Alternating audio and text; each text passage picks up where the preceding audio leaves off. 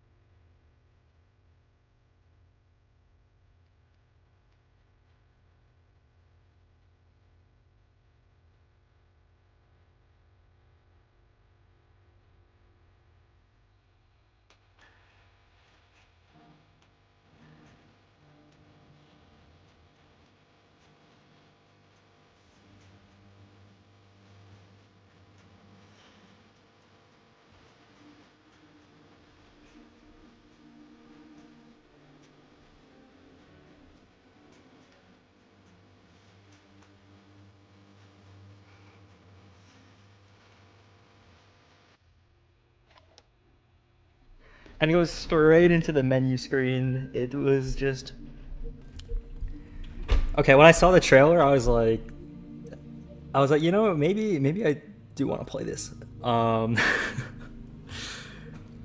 so I think like the other day, I was looking through its Steam page or whatever, and saw something that said, well, like, there's not really any like choices to be made, which I kind of thought there were gonna be at first, but I mean, then I watched the trailer again, and I thought, maybe we'll just see whatever it is because I mean, the music looks good, the story it sounds interesting, and I think the premise that the Steam description basically had was like someone's missing, and nobody's really like acknowledging that the person is missing or whatever, which is kind of where I got the idea for the stream title from.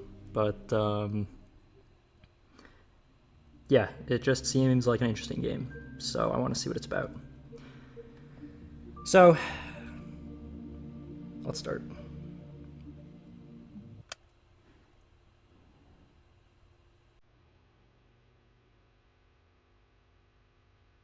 If I need to end up moving the model, I'll do that. I already tried like fixing the or balancing the audio. If it's still not great, then I can always change that in the future.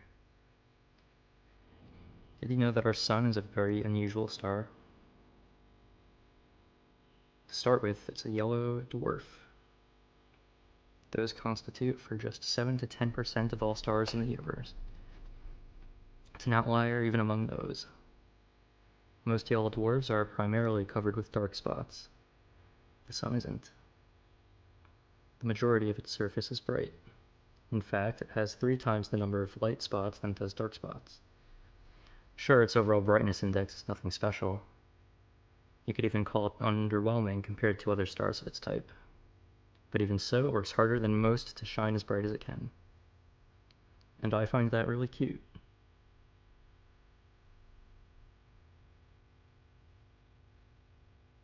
I don't remember where I read about this. Must have been some newspaper from years ago. But that small piece of trivia still pops in my mind whenever I look up at the morning sky. It's not much of a view, to be honest. Not much of a sky, not much of a sun. I guess that's the kind of region it is. Some people say the sun is just lazing around in our parts, what with the constant snow. But people that go around saying that, well, clearly haven't read that newspaper. The more I thought about things like that, the more I learned, the more I realized how incredible everything is. I'm not just saying that to mean amazing. I mean, improbable. You can't deny the world is full of great coincidences. It's to the point where I've begun to ask myself how much of it we can attribute to pure chance. The universe was so kind as to give us both a star and a planet with the perfect conditions for sentient life. Just the slightest fluctuation in the composition of our atmosphere, the size of the globe, or the distance between Earth and the Sun, and none of the beauty surrounding us would exist. Some would call it a miracle. And of course, that's a lovely way to put it. But isn't that giving the world we're living in too little credit?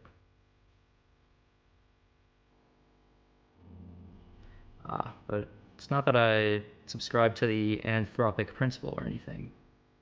I'm not so arrogant as to believe the universe exists just for our sake. Or rather, I'm not so sure it exists solely to be observed. When a baby is born, it's not preoccupied with how it is perceived. That conscious needs to emerge later as the child develops self-awareness. Until that point, its curiosity is aimed at its surroundings. So if anything, it's the opposite of what the anthropic principle entails. We're social creatures, so the need to be observed makes sense for our survival. Sorry. To say the universe itself shares that priority just doesn't make sense to me.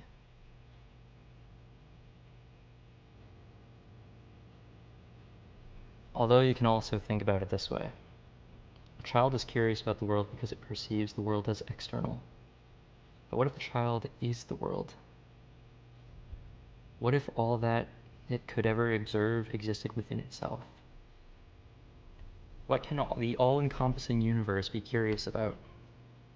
There's nothing but itself, so nothing but itself. There's nothing else to care in the whole wide world. Nothing else to care about in the whole wide world. It is the world. Duh. Wait, now this makes perfect sense. If I put it like that, I guess the universe has no choice but to be self-centered. Even if this wasn't the case when it was born. What if the universe developed a desire to be perceived by others as it matured? The same way that a child would. And what do we do when we want others to perceive us a certain way? We try to mold ourselves accordingly. I think I get it now. The universe gradually felt the desire to be seen. It wanted to be admired, loved, and observed, because there's nothing more a world can do but observe itself. It's the best and the only pastime there is as far as the world is concerned. And if observation is good, more observation is even better. Of course, an endless universe can observe itself endlessly. You can say that its observation value equals infinity. That value may seem absolute, but it isn't really. Not in mathematics. Infinity plus 1 exists. It's a value that the universe could never reach as a singular, albeit infinite, observer. So it had to create new finite observers to add to its infinity. It needed to create sentient life. Sentient life is the plus 1. When I put it like that, it sounds like all of us are extras at a party. Isn't that fun? This vast, mighty universe changed itself so meticulously to make new observers possible. It fine-tuned all of its systems so precisely, just to have us here. It worked so hard just to share its one joy with us worthless insects. Oh no. Oh no, this can't be. That's cute. What? It's really cute. What is? I should have expected this. Should have known the infinite universe would be infinitely cute. Okay. This world truly is wonderful. Wonderful, wonderful. Ira Grachevsky is missing. Or is it Ira? Huh? I look up from my desk. A low hum runs through the class. Karchevskia? What? Seriously? She's just skipping. Nah, she ran off with that one guy. You saw? No, but come on, you know her. She's totally... Silence. Teacher taps her journal on the desk. Ira's parents filed the report yesterday night. They haven't seen her since she left for school. Another round of whispers. The teacher raises her voice. So if any of you have any information that might help in finding Ira, please report it to the teacher's office or the police after class. That is all. On to the lesson. A chair creaks in the back. And wait. You really expect us to just study like normal after hearing that? Yeah. Yeah, we're shocked, you know. We're worried sick. Are they? Seriously, our classmate's missing.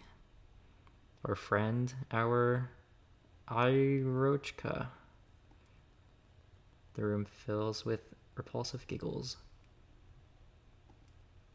Cut it out. What was that? Was that a insult or something? What does that mean? Garin, sit back down. Hold on, was that an insult? Am I gonna have to Google this?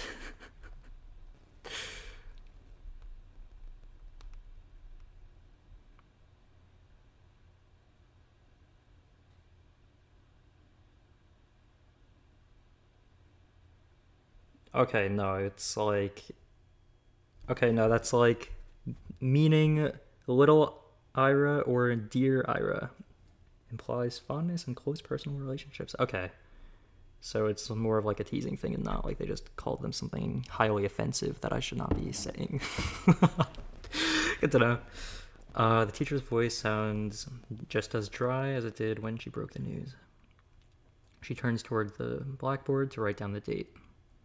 We all know the situation will probably resolve itself just fine. So let's not act dramatic. Where's the BGM, by the way? Where did that go? If you have anything valuable to say, I'll be happy to hear it in the office. She puts the chalk down and begins the lesson. It's December 19th. A bird flies past the window.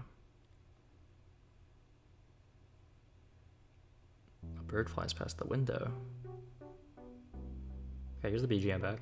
It does appearance, give me a break. Aren't you supposed to wait 3 days or something? That's a myth. Whoops, I did not mean to press that. That's a myth. You can file a missing report whenever, specifically if it's a kid. Oh yeah? Hey, let's report each other as missing and see who they find first. You're on. Why would they do that?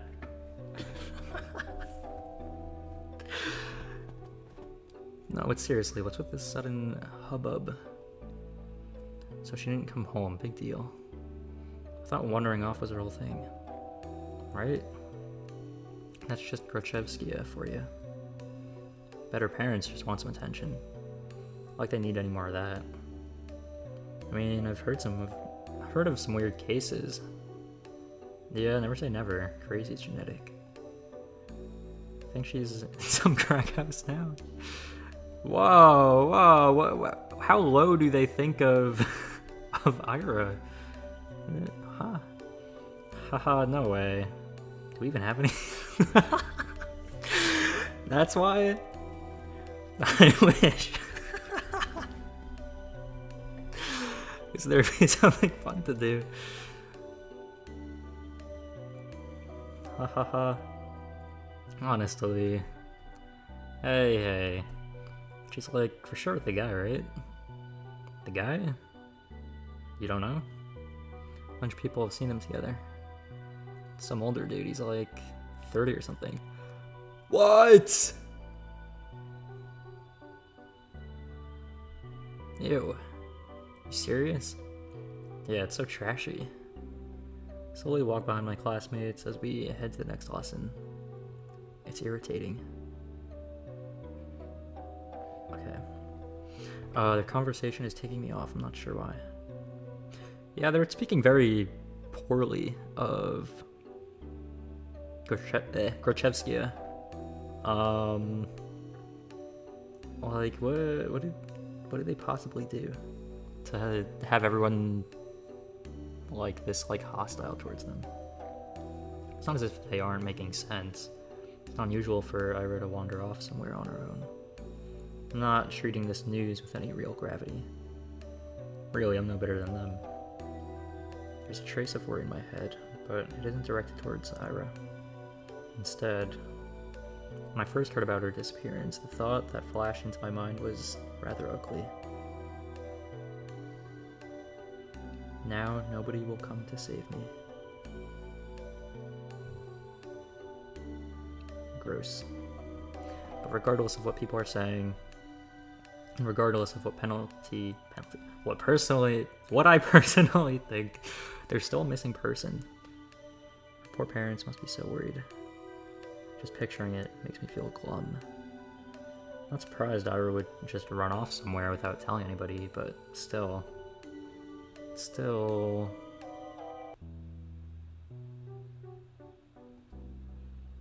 not like we've ever been friends. It'd be stranger if I acted all torn up about it, right? She's just that kind of person. Always getting herself into trouble, always hanging out in places she's not supposed to be at all. Places she's not supposed to be at. They're right, this wouldn't be the first time I left for God knows where. Is it really true? The stuff they said about the older man. Never even heard of anything like that. Even though this whole time, I suppose it's plausible, knowing how some girls are. Even so, I'd never thought Ira would be the type to be love-struck like that. Love-struck, huh? Put it that way, it's almost definitely cute.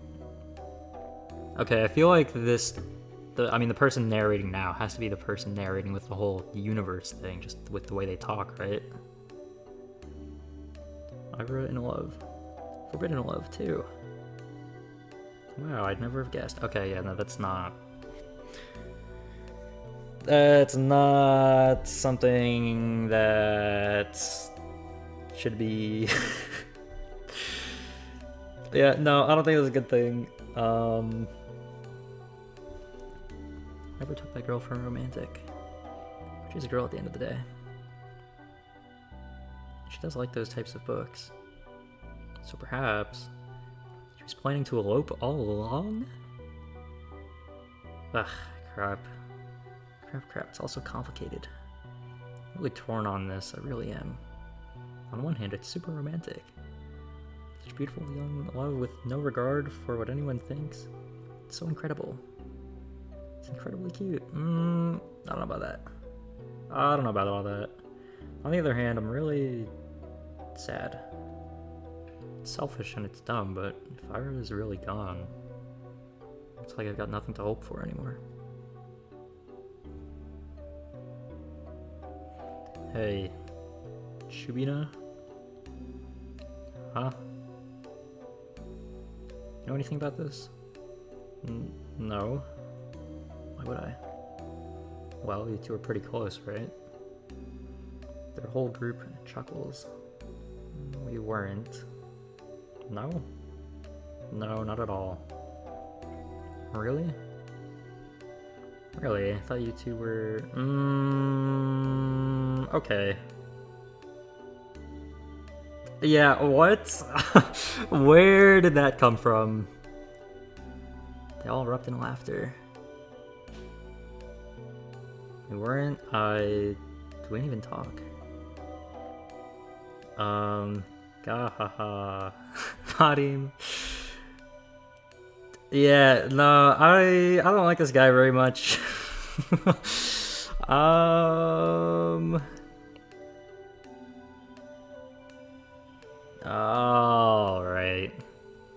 Alright, yeah. Okay.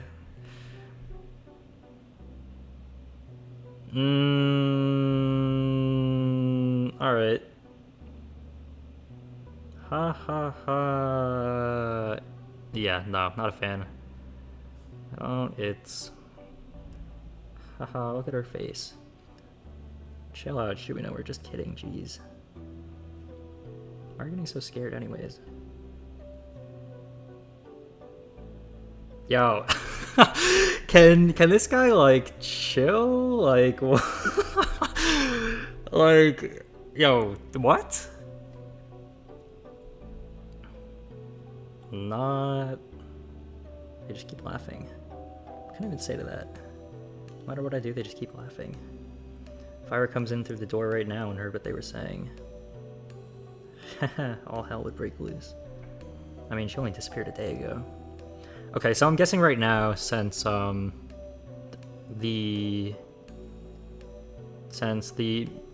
narrator is kind of describing Ira as like their hope and all that, I'm guessing like narrator gets bullied a lot and Ira will like ends up protecting narrator, or in the past at least has done that.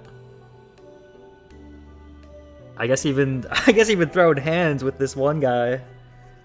But yeah, I guess now that Ira's gone, now there's no one to stop narrator from getting bullied. Although I don't know why our narrator won't just admit to being friends with Ira. I mean, she only disappeared a day ago.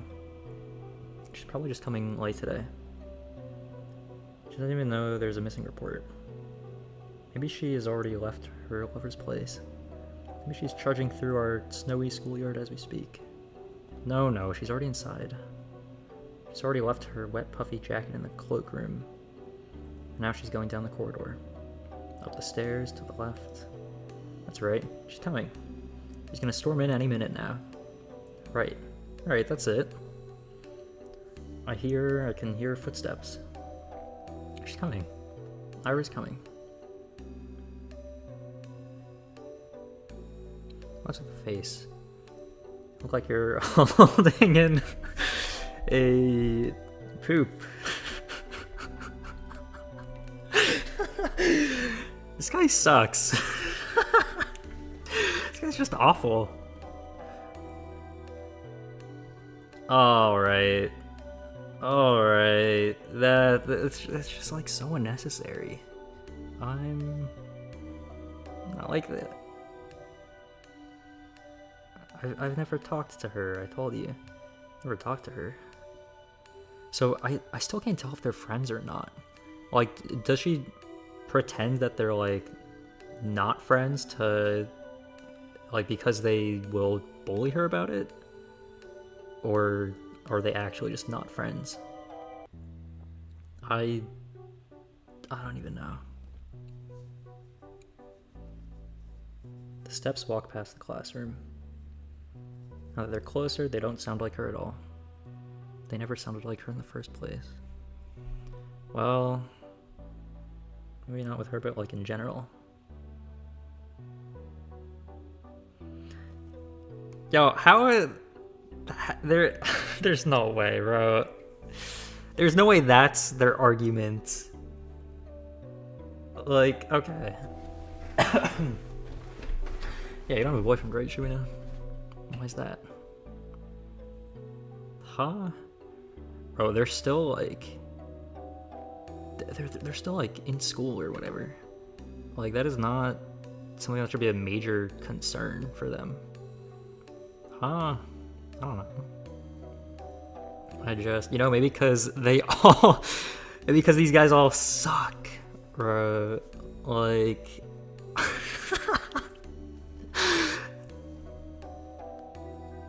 dude, look at her. Be real. Haha, come on, don't say that. What, you want to be your boyfriend? Hey, Shubino, want to go out with Igor? Oi. What? Oh, he's a great guy. How so? Alright. Treat her right. Piss me off, man. I don't think any of these guys would be that great. Not gonna lie.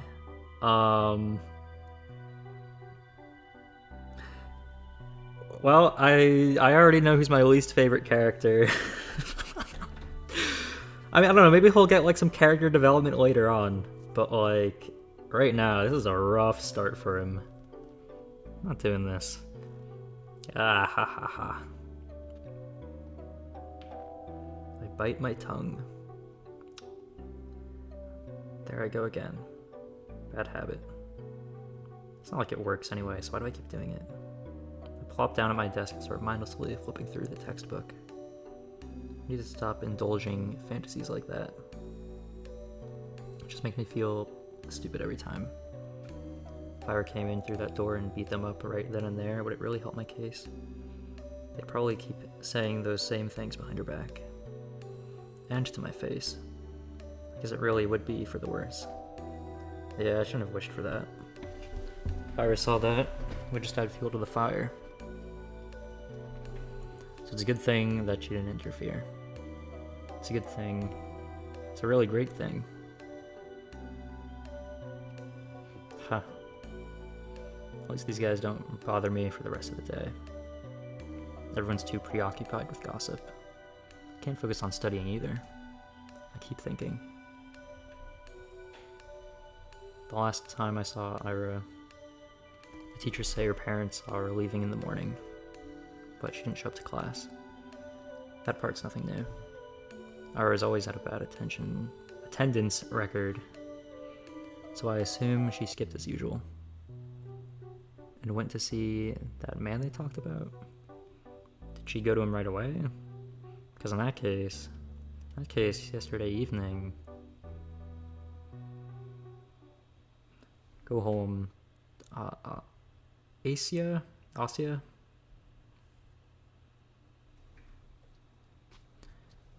Teacher's office, was it? Kind of scared of going straight to the police. But I should probably report that. Not sure if it'll be of any help.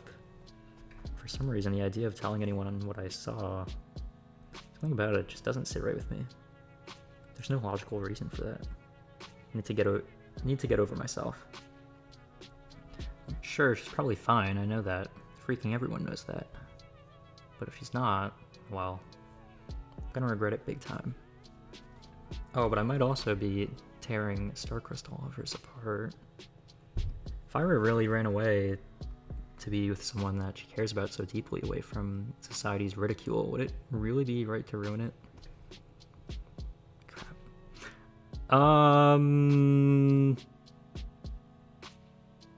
Yeah, ruin it. Why? Yeah, no. Yeah, no, ruin that immediately. I have to admit, also a little judgmental. I mean, it's really beautiful. I do believe that judging love like that is ugly. But whenever I start to consider it closely, I just can't brush off how much older that man is. I just can't. Yeah, that's an issue. Yeah, they probably should have... Whatever they're talking about reporting now, they probably should have done a while ago. Ugh, I'm really no better than the rest. Wait, that's it.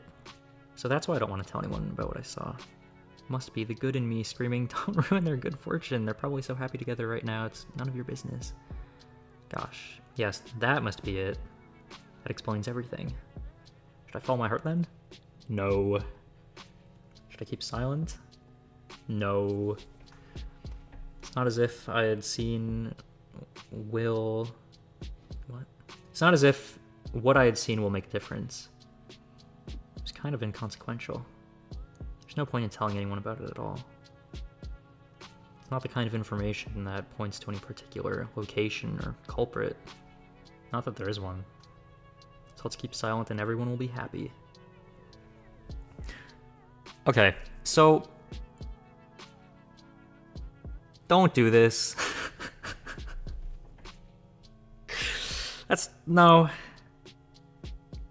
No, yeah, no, this is not a good mindset to have.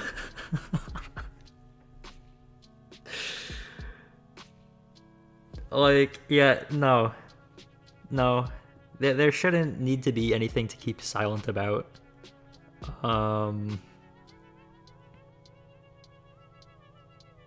So yeah, no, this is not optimal. I'll be happy. The good, irrational me will be happy, and the cold, reasonable me will be happy as well. The reasonable one will be happy? I don't know about that. Yup. Good job, Asya. You solved it. Ah, it sure is nice to have a clean conscience.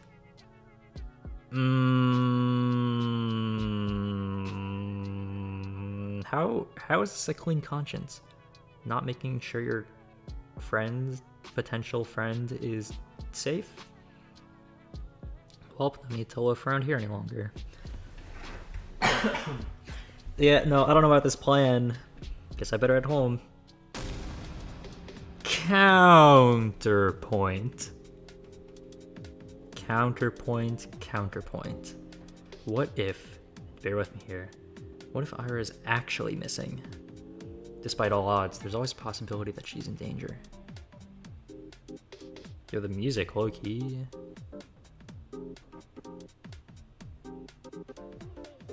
Alright, okay. Alright, there's hope for the counterpoint. Possibility that she is in danger.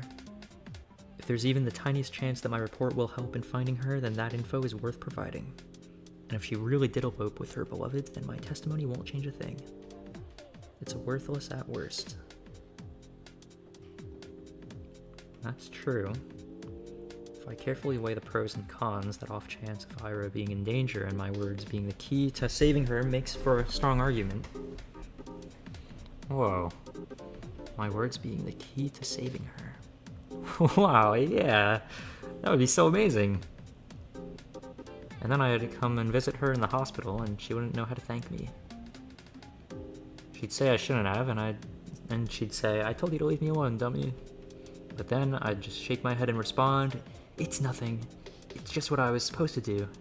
Just what I was supposed to... No, I gotta come up with something cooler. I'll need to think about that. Wait, why is she in the hospital? Do I hope Ira ends up in the hospital? Jeez, of course not. I don't need my freaking testimony to save her. I hope my testimony is useless because she's already home. Or is calling home, telling her parents how happy she is with the love of her life. That's what I hope for. Ugh, I just keep having stupid thoughts today. At least I know what I should do now. I've made my decision. I'm going to the teacher's office. Where was it again? I doubt they expect anyone to come. I'll probably look kind of silly. Wouldn't be the first time. Well, who cares? Walking. Down the staircase to the right, down the hall. There, that's the teacher's office. Oh? A girl? There's a girl standing there, right by the door. I think I've seen her before. Is she an upperclassman? The town is really tiny, and so is our school. If I were a better person, I would know her name. She turns to look at me. I'm not sure what she's expecting, so I nod a little. Is there a queue? A queue? To the office. Oh, no. I'm just waiting for someone. Oh, okay. Hey. What? You're Asya, right? Yes. How did you know? It's kind of a loaded question. Why is that a loaded question? How do we know anything? I mean, it's not like we have lots of faces to remember here. You know me too, right? That's awkward. Sorry. Really? Ugh, that's what I was talking about. It's not that I don't care to remember everyone's names, I just don't know where the people get them from. They say that in tiny cities like this everyone knows each other, but it's just not true. We learn about the people outside of our immediate circle through gossip or common friends.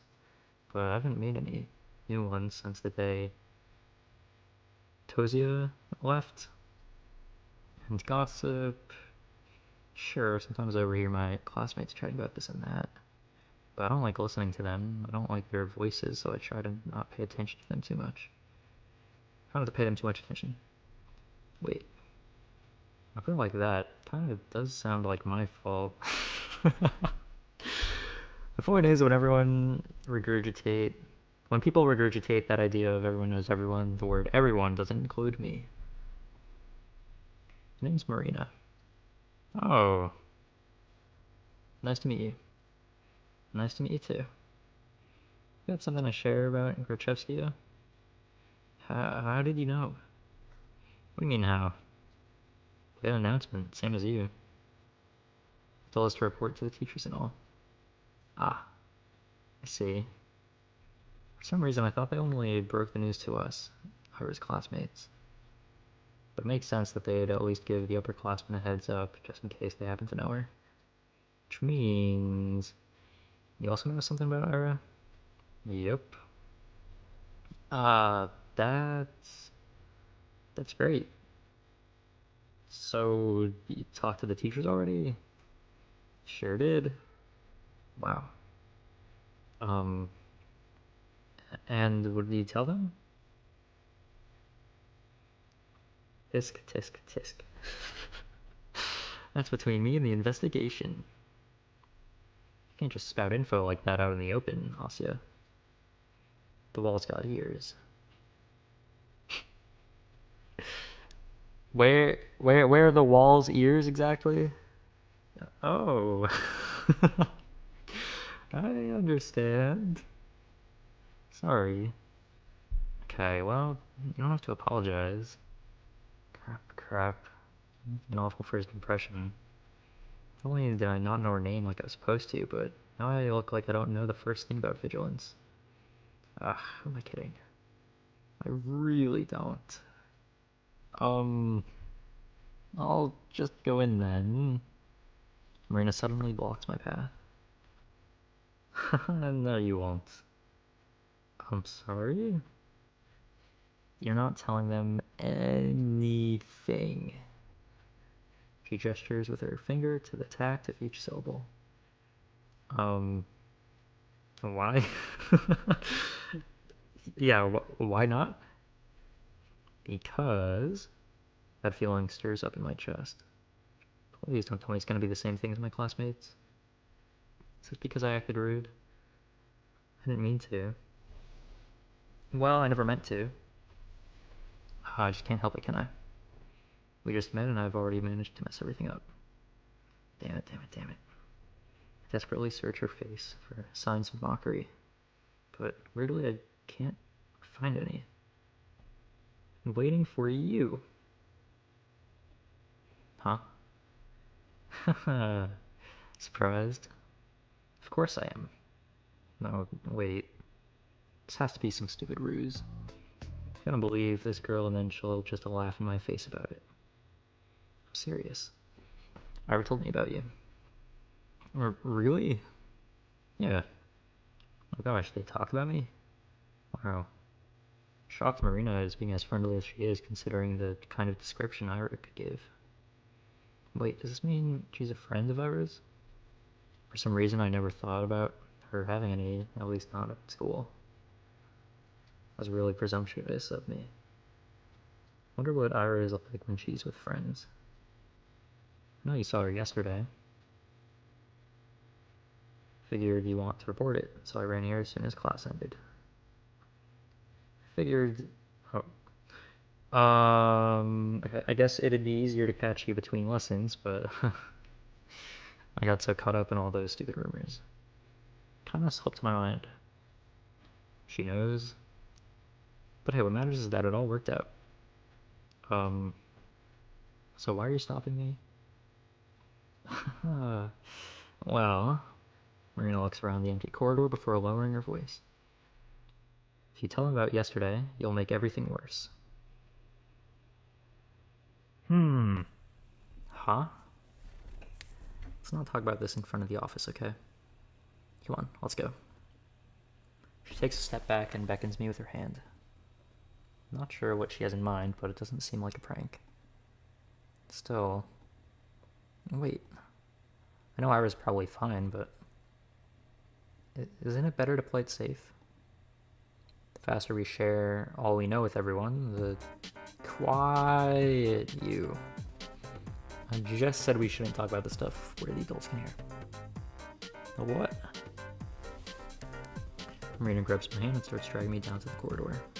It's not exactly being quiet either. All of my stumbled protests sound so weak they might as well be white noise to the other girl. I mean, yeah, I feel like they better have like a really good reason for not wanting to have Asya bring up evidence or whatever. Like, they better have a really good reason for it. Yes, I spent half the day doubting whether I should report it all. So what? I carefully examined my options and came to my own conclusion. I deserve to see it through. I deserve to testify. Some part of me was relieved that the ultimate choice was made for me. I mean, that silly gut feeling I thought I overcame with reason has come out on top. So there was something to it in the end. So I was right. My heart was right. Sure, I can't actually know that since I'm yet to hear what Marina has to say. But this can't be pure chance, can it? If it's not, what does it actually hinge on? Did Marina show up because the world needed to stop me for the sake of something more important? Or did Marina show up because I had subconsciously wished for anything to stop me? Whatever it was, I guess I don't mind this after all.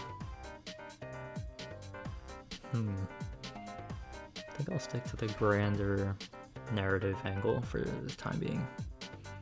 The world bending itself to the will of some worthless gnat is a preposterous idea. But it wouldn't be the first time for me, would it? And the fact that the world, for any reason, has decided to guide me towards the right path, that's so endlessly sweet. Down the stairs, to the lobby, to the courtroom. I don't resist anymore. Marina drags me along, and I can feel my doubt turning to excitement. This is definitely the right path. This girl knows about Ira. I want to know more about Ira too. So far she has no reason to trust Marina, like, at all. Like, what if Marina is, like, evil or something, and kidnapped Ira, and then that's why she doesn't want Asya to report it? Like, what? Like, why is she so trusting of Marina? The whole wide world wants me to know.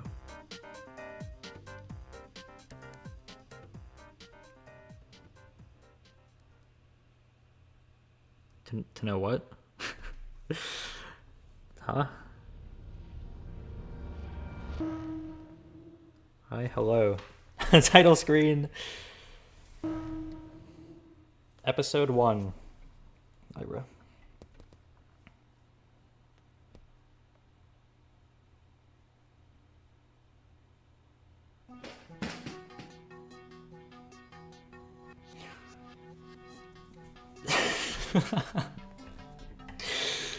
Yo, this guy's just he's always got a problem with someone. Oh, what is your problem? Everyone's looking from Ira to Garin to the chair that just crashed on the floor next to the boy, barely missing him. Huh? Gerchevskia. What? Is she insane? Somebody call the teacher. Not paying any mind to the commotion that has filled the classroom, Ira storms towards Garin. Her face is contorted with rage. Before he can react, she rips the notepad from his hand and slams it on my desk. I hastily grab onto it. Read that again and I'll kick your teeth in. Okay. Alright, yeah, pop off. Was the throwing the chair the ultimate? Huh? Are you nuts? Ira doesn't respond. For a second, she just glares at him and turns around and stomps back to her desk. Classmates who were caught up in a laughing fit just a moment ago are now watching her in silent bewilderment. They scoot out of her way as she retrieves her bag and heads towards the door. crazy. Okay. You know, I think she could throw a second chair, perhaps. She ignores him. You know what? No, she's above throwing a second chair. She doesn't even need to throw a second chair. She already ulted once. She doesn't need to pop a second ult. Archevskia, where are you going? Bump. Hey. Ira forcefully pushes past the teacher. You... Archevskia, what do you think you're doing? Your parents will hear about this. Her threat falls on deaf ears.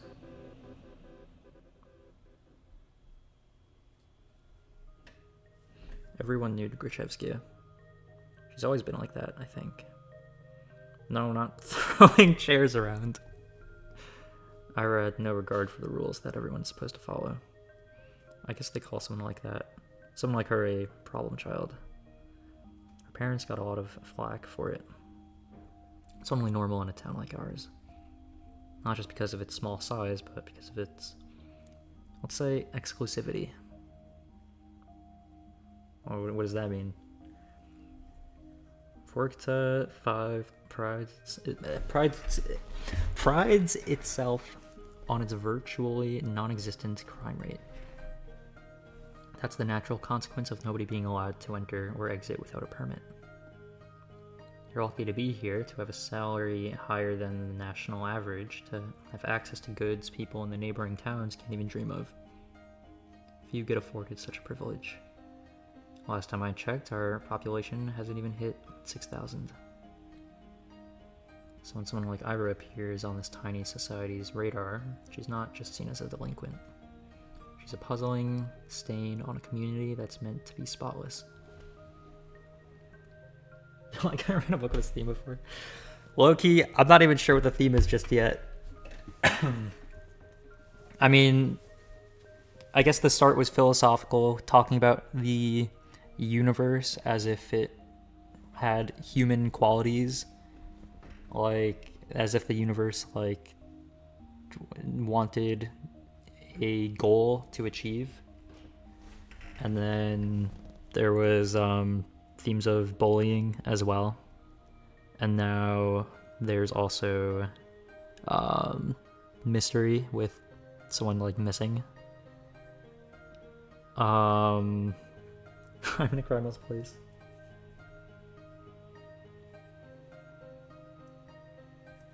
Yeah, I guess we don't know if there's been a crime yet or not. Just that there's a person missing. But yeah, I mean the music in the trailer was good enough for me to want to see the game, or at least see how it's gonna play like. And I think so far there's not been like much like gameplay elements, but I mean I think the story-wise it's interesting so far. We'll see how it goes for a little longer. Like a weed that sprouted in a painstakingly maintained flower garden. Of course, it's not as if she had appeared out of thin air. It's all in the family, they say. The blame falls on the people responsible, that is, on Ira's parents. And questions begin to arise. Why is Grachevsky's daughter behaving like this? Is there trouble at home? Do they believe this is acceptable? Do they not teach her discipline? Do they not understand how fortunate they are? They've been granted so much, yet they can't do the bare minimum in raising their own child. Do they really want to be here? Do we want them to be here? I've heard a lot of talks like that. You know, like, I feel like they should be asking these same questions to the parents of the of the guy doing the bullying, because like it's not as if she's like throwing a chair for like no reason, right? Like obviously like in like reality you can't just be throwing chairs at people, like whatever is going on, right? Like, if someone takes your notebook, you can't just throw a chair at them. This is like a video game, right? But like, someone should at least be like questioning, like, why is there someone like taking people's stuff and all that? They're not picking her because he's not. Exactly. Right. Yeah, I guess I feel like that might end up being a theme of like fitting in, because like the narrator slash main character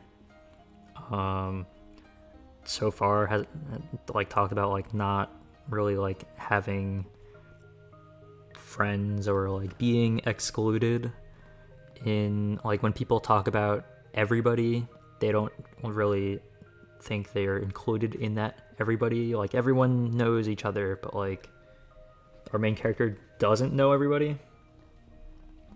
So definitely I can see there being themes of like trying to like find a place to like fit in and whatever. But yeah, we'll keep going. I've heard a lot of talks like that. I've heard more after I threw the chair at Gar, and didn't get why. Everyone was just having fun. It was my fault for bringing the notebook anyway. No, I don't think so. I don't think so. This is like saying it's your fault for bringing the notebook anyway is like saying, oh yeah, if I'm like crossing the street on a red light and like a car like hits you, then oh my bad, I didn't realize I wasn't supposed to cross when I'm supposed to be crossing. Like, no, that's not your fault for bringing a notebook. I was hoping to write a little in the library once school is done, but my bag slipped and all the content scattered on the floor. Of course they would get curious about it. Of course they'd want to read the silly things I wrote. It's not a big deal. It's not like I've ever taken poetry or drawing very seriously. Those are just fun distractions, nothing more. If people laugh, well, what's it matter to me? I couldn't wrap my head around it. I couldn't, but I still wanted to thank Iris somehow. She rarely shows up to school. Even when she does, she can just leave at random. I couldn't get a hold of her for a long time because of that. Well, that... And also I was really scared. Iris never as much looked at me. Even when she lashed out at Garin, it was like I wasn't even there. But 2 weeks after the incident finally happened, we crossed paths. I went to the bathroom during some lesson, I think it was math. I came in through the door.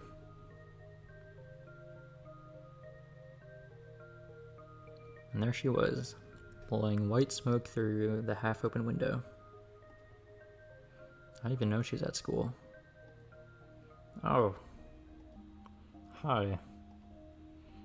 Iris shot me a disinterested look. Is this normal? No. Well, it shouldn't be.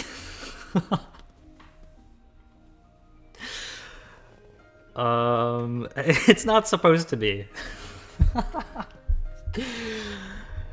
Does this happen in some places? Probably, but not supposed to be normal. Hi. I awkwardly scuttled past her to one of the stalls. After closing the door, I realized I was so nervous I couldn't do any of my business. Okay. Okay, I don't think we needed that narrated, so I just sat there thinking about how I should approach her. It's not like I had some long conversation or formalities in mind. I just wanted to say thanks. In theory, it should have been easy. But wouldn't that make me look like a weirdo, too? Assuming she did all of that for me. That would just make me look self-centered. I had no idea how much time had passed while I was in the stall. Maybe 5 minutes, maybe 20 seconds. When I heard what sounded like her getting off the windowsill, I swung open the door. Wait! What if she, like, hits her with the door? Huh? I froze up. She stood next to the window, bag in hand.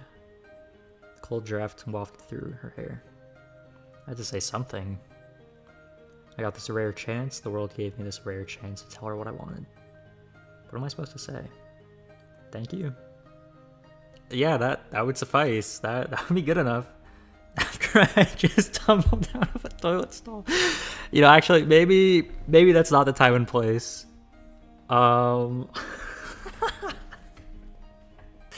Maybe that would actually be a little bit worse. So, you know, if they just said thank you as soon as they saw her and not after spending 5 minutes in the stall, that would be a little less awkward. What? She raised an eyebrow. I just stood there with my mouth helplessly open as if I'd gone mute, as if every word in the Russian dictionary got wiped from my brain. Whatever. Oh, no, wait. Please?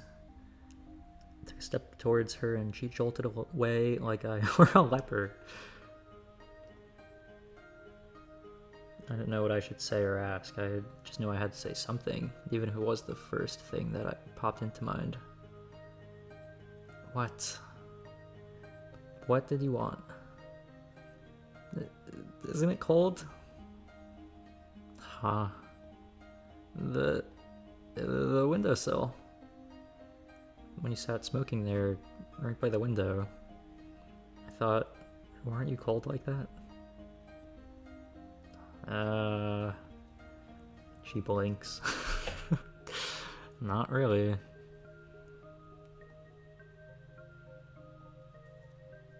Maybe a little. Okay. I thought so. Anything else? Yeah, that's kind of awkward.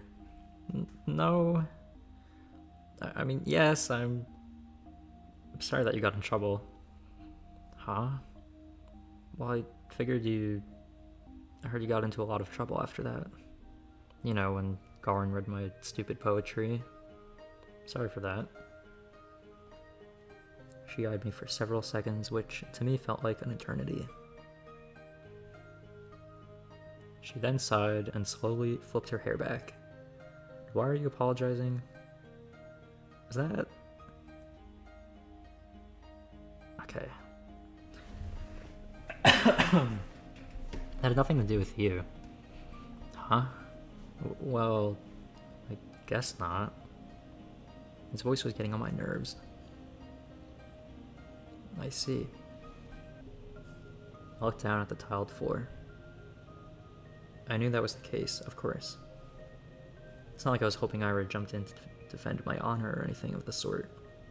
I wanted to thank her regardless of the intent, but no matter how hard I thought and tried to word it, everything just came out sounding awkward or wrong. Why does this always happen? The soles of her boots squeaked against the floor. She spun around and walked towards the door, and this time I made no attempt to stop her. Your poetry isn't stupid. Huh? Slam.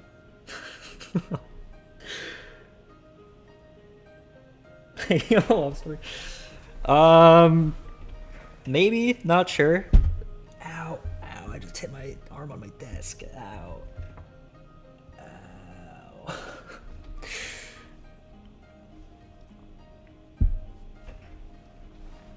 I stood there dumbfounded.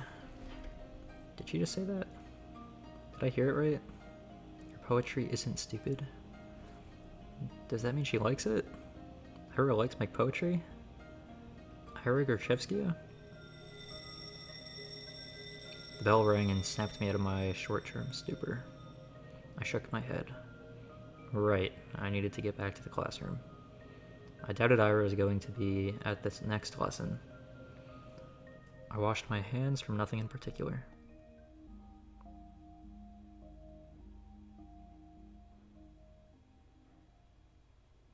Okay. I guess that's the end of... No, we're not. Weeks passed. My life didn't exactly change. I went to school the same way, sat through the lessons, then went to the store, then to the library or for a walk, and then when it got dark I headed home. Day after day. Huh? My notebook. I just left to get a snack from the cafeteria. Where did it go? Oh, Shubina. We borrowed your homework for a sec. You don't mind, right? It's fine. Thanks. By the way, isn't this supposed to be you? You left a scrap of paper up to me. Oh no. I forgot I left it in there. No. It's just a drawing. Yeah? You sure? It really looks like you if you were pretty. It's not me. Whatever you say. Sometimes my classmates joked around with me. Whenever that happened, my thoughts involuntarily drifted to Ira. She still attended classes, albeit irregularly.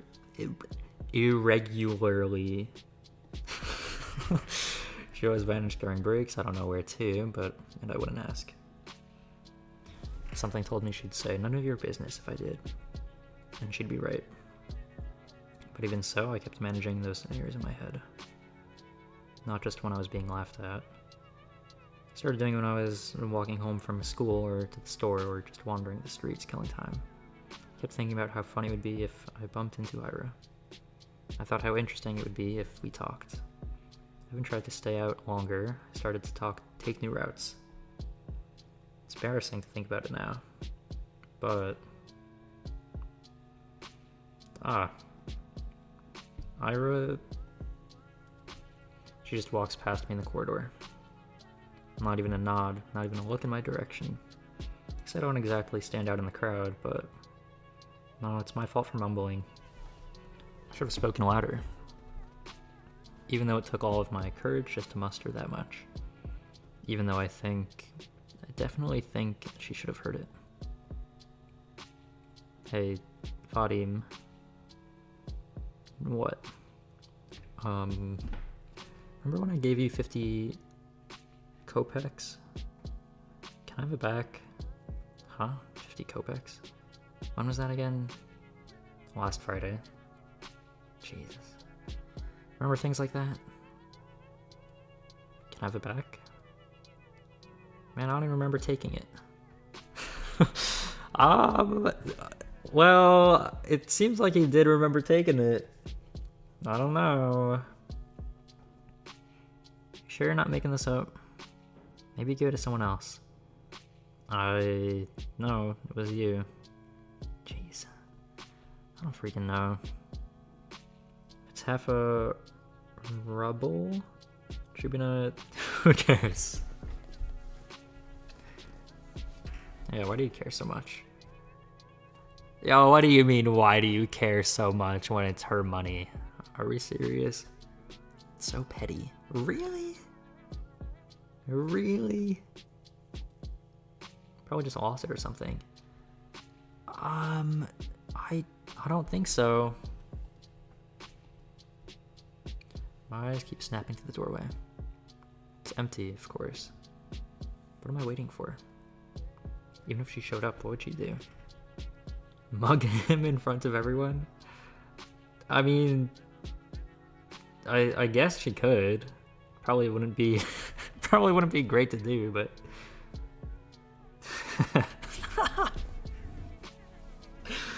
that would be really funny. Hey, stop thinking that. Maybe he really did forget.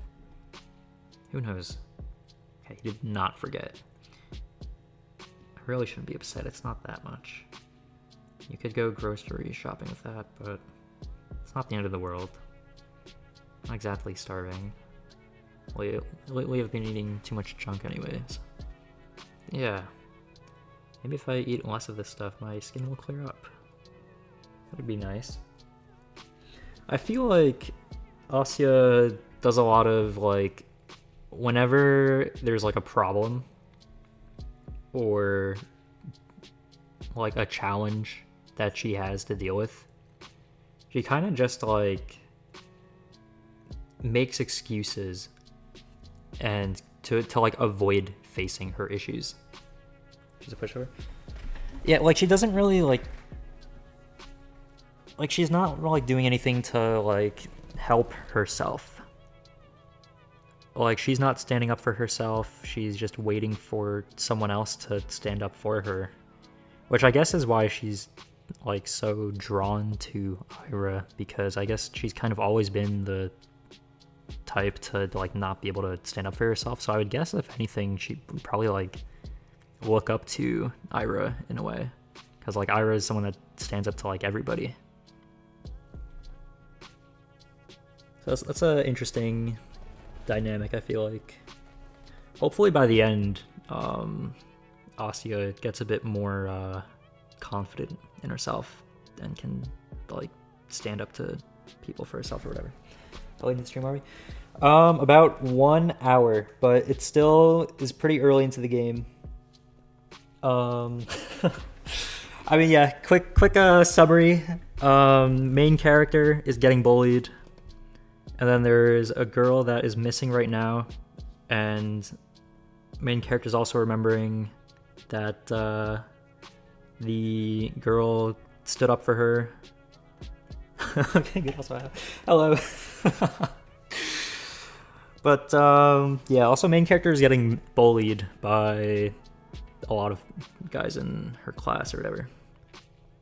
And then also there was another person who kind of also knows about like the missing person, but at once that started, then there's like a flashback kind of part, so we'll probably get back to that part after the flashback part. Or I mean right now, because we're kind of at the start of the timeline right now, so not too much has been went over. But yeah, right now she wanted to get her money back, and then they pretended they forgot her money, or that they never took it. And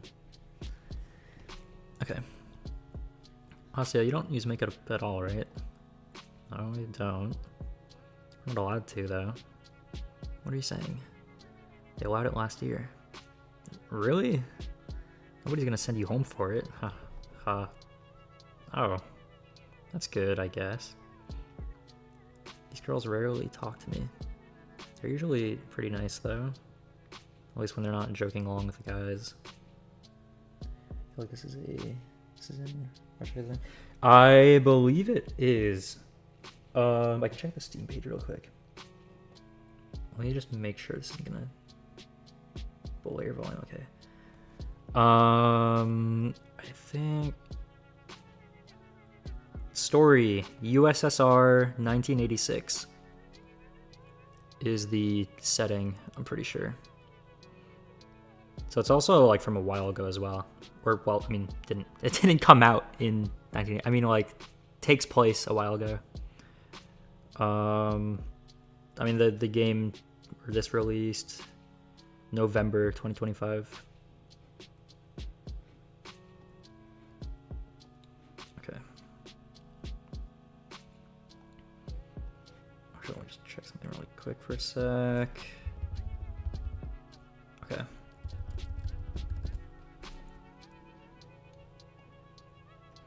A 40-year-old game, what a relic. Yeah, this game must have been really ahead of its time. These graphics are pretty good. Well, when when there's a character drawing on screen, this thing, not these graphics, but actually, did they? All right. Anyways, I think one of them likes Vadim. She laughs a lot whenever he says anything to me. I suppose we have very different senses of humor. But you never tried it before, yeah? Makeup? No, never. Seriously? You're like 15 already. 14. Same thing. You gotta learn to do it at some point. Especially with that complexion. Oh, hold on. What are they trying to say? Oh, I'm not really. Hey, how about we help you out? Yeah. I feel like this is like one of those like things where they're like, oh yeah, we're gonna like make you look so great, and then they put like clown like the clown makeup on you. Like the there's no way they're like actually trying to be helpful. Yeah, just some light makeup. You'll see what it's like. Pretty stereotypical high school trip. I'm a terrible one though. Oh, the clown clown makeup one. I mean, yeah, that's it. I mean, I feel like that's like less than like the constantly bullying and calling them fake nice bullying. Yeah, there's the other there's other bullying where like at the start where they just kind of were dropping I don't know if it's a slur. Just calling Asya a lot of things. Wasn't great. But yeah, people are not great to Asya. So they said more than that.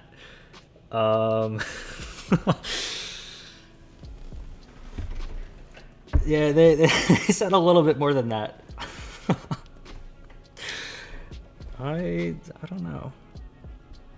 Come on, it's gonna be fun. Yeah, you're gonna love it. Alright, but they'll probably give some kind of gaudy look in all reality over clown. Yeah, I guess they wouldn't put like a literal like literal clown makeup, but yeah, I think we can all guess that it's not gonna end up looking too great. Yay! Come here then. I don't think people do unpleasant things on purpose. Nobody wakes up in the morning with the goal to make somebody feel bad. I really believe that. If someone is doing something hurtful, they don't fully understand it. So I shouldn't wish bad things on people who don't really know they're being mean. You know what? No, if someone's being mean, you don't need to wish bad things on them, but you can at least confront them about it. I shouldn't wish for Ira to appear and interrupt them, or to scream at them, or punish them, or anything. I can still hear everyone laughing as I run out to the corridor. Covering my face, I don't need any teachers seeing me like that. At least the toilet's close, so I can wash this mess off quickly. Ugh. Should I be angry at something slight scene? Yeah, I think it like angriness, like anger is an emotion, and like people are allowed to like feel whatever they want. Like, of course, it's not it's not great if like someone like upsets you, so you decide to like punch them out. Like that's not great. Well, like the thing is, there's like other ways to confront people. Like there's so many other ways to confront people aside from like violence or stuff like that. Like ignoring an issue, just ignoring the problem. Mentality of ignorance as well. Yeah. Like ignoring your issues isn't gonna solve them. And like the entire time so far, Asya just keeps like ignoring her problems and hoping that someone else solves them for her. I should stop falling for these pranks, but bump. Sorry. my face up without thinking. Is it gonna be Ira? Oh no. Who would have guessed? When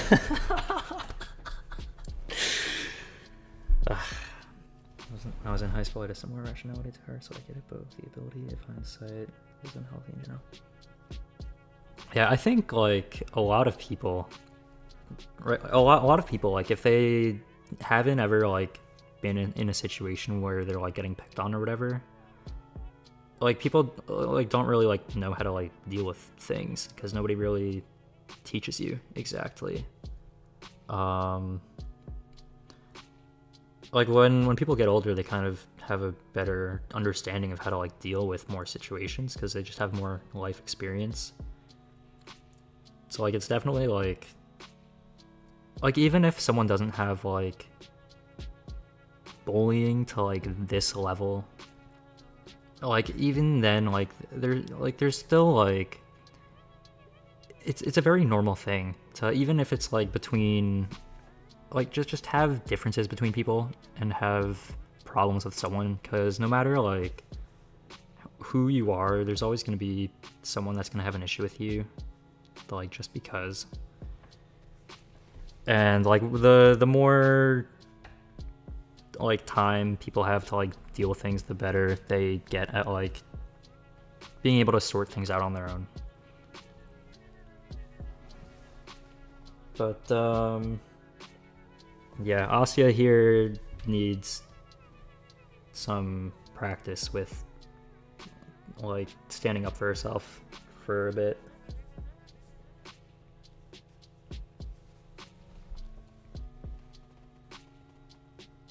And also, I think it's very important to know how to like stand up for yourself without like needing to throw a chair, though. Like, because Ira here, when standing up for Asya, decided to throw a chair.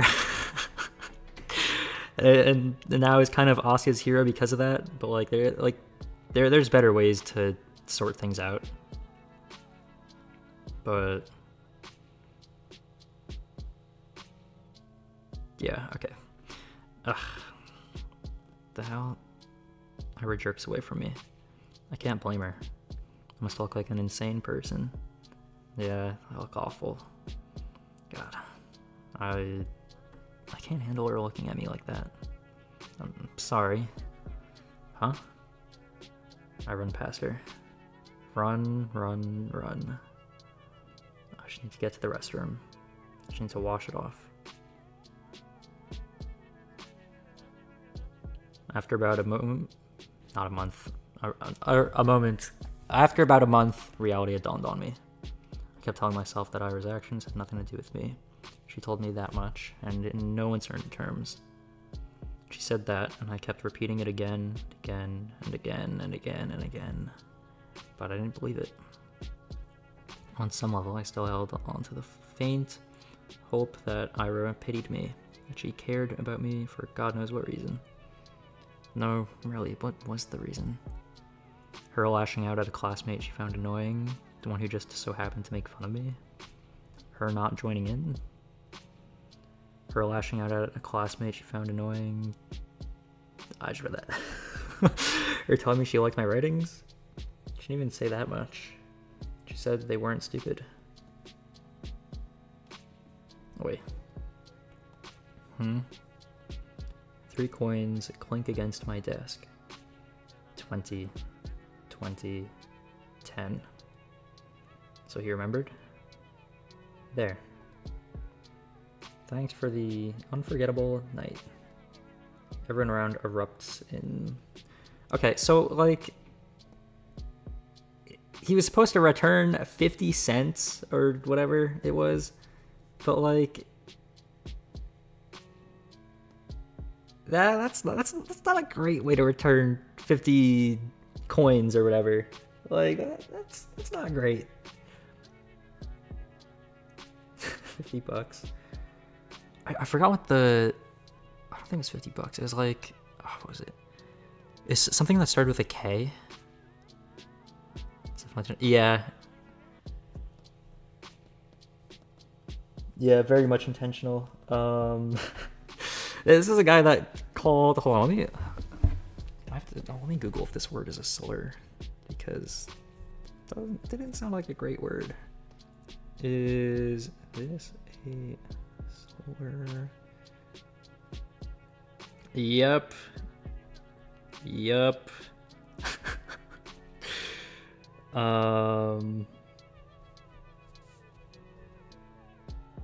Yeah, this is the guy that called her the homophobic slur. So that's not a great impression for this guy. And this was like one of the first things we see this guy say. So yeah, not a great first impression. Hey, you're a cheap deal. You're free later. Ah ha ha. Very funny. Oh please, should we not get a sense of humor? Your face is dragging down the class morale. Okay, this guy's just awful. Every time he like speaks, he's just horrible to everybody. Haha, that's right. You're doing us all a disservice. Think of your classmates for once. Dude, they just suck. They're just awful. I let myself believe something would change. I thought about it as if I deserved it. I shouldn't laugh, but this is comically exaggerated bullying. I mean, I feel like it's more realistic given the time period. Like, that it's like 1986 or whatever. Like, not to say that like bullying doesn't still happen, because I'm sure that it does, but like the fact that every single time this guy is on screen, he's just being the absolute worst. Like, it's definitely like very like emphasized, but yeah, like cartoon character levels of bullying, yeah. Like, I feel like though, like, because it's like possible, I feel like it therefore has to be happening somewhere. Like, just because it's possible, which is a very like unfortunate thing. But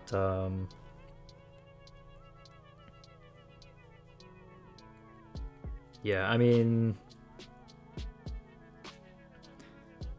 hopefully like people in Asia's position can kind of try to understand more about standing up for themselves in today's day and age.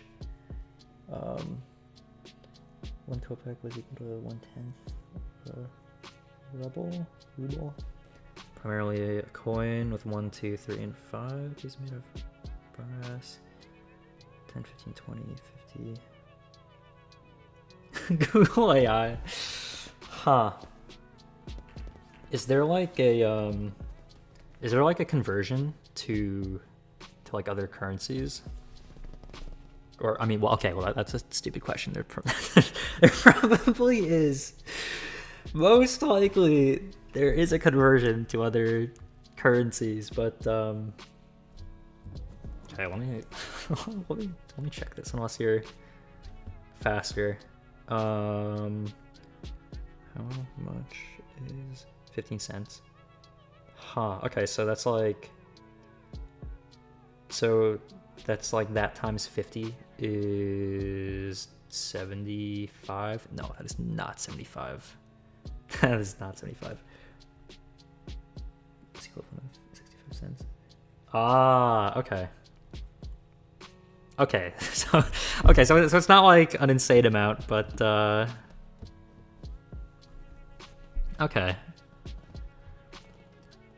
I let myself believe something would change. I thought about it as if I deserved it. As if I didn't have it good enough before. As if my life had any real problems. I was just being greedy, plain and simple. Getting my hopes up over some silly coincidence. It's all so stupid I can't help but laugh. But that's okay. I know better now. I was being ridiculous. It's shameful to admit to, but better late than never, right? This is like what kind of mentality is this called, where she's like thinking that she deserves all of the problems that she has? I don't think that's called victim mentality. What? No, that's like no, I don't think that's it. Self-depreciation. Yeah. That I think that, yeah. Okay. Like, cause she is very much like people are doing not great stuff to her, and she's not like, and she's thinking she deserves it. Like that's not great. Yeah, self-depreciating. That might be it. Gonna distort.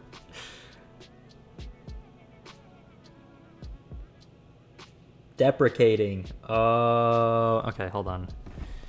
Depreciating. Wait, hold on. I gotta look at the difference really quick. Difference between self-depreciating. Is that a word? Self-depreciating, or did I just make that up? And self-deprecating.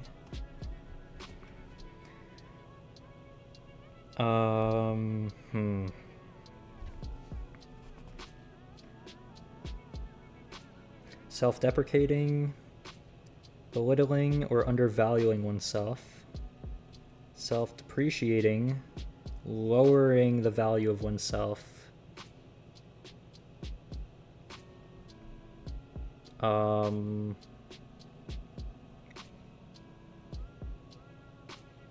Okay, so depreciating is like financial value.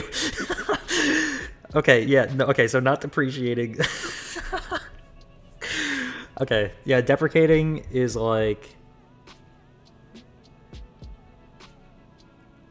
Oh, actually, I don't know, because definition is belittling or undervaluing oneself, often in a humorous or lighthearted way to show modesty or to avoid appearing arrogant.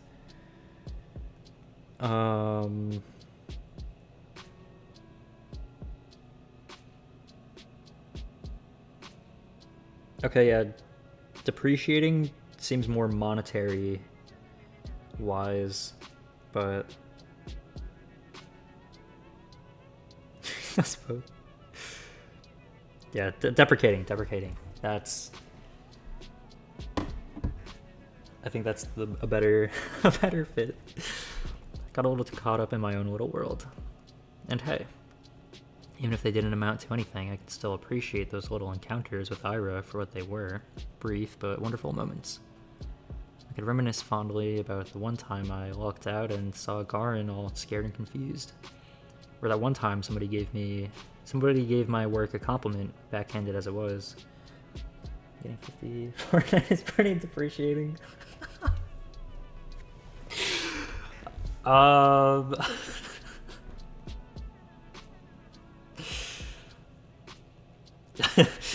mean, yeah, it would be.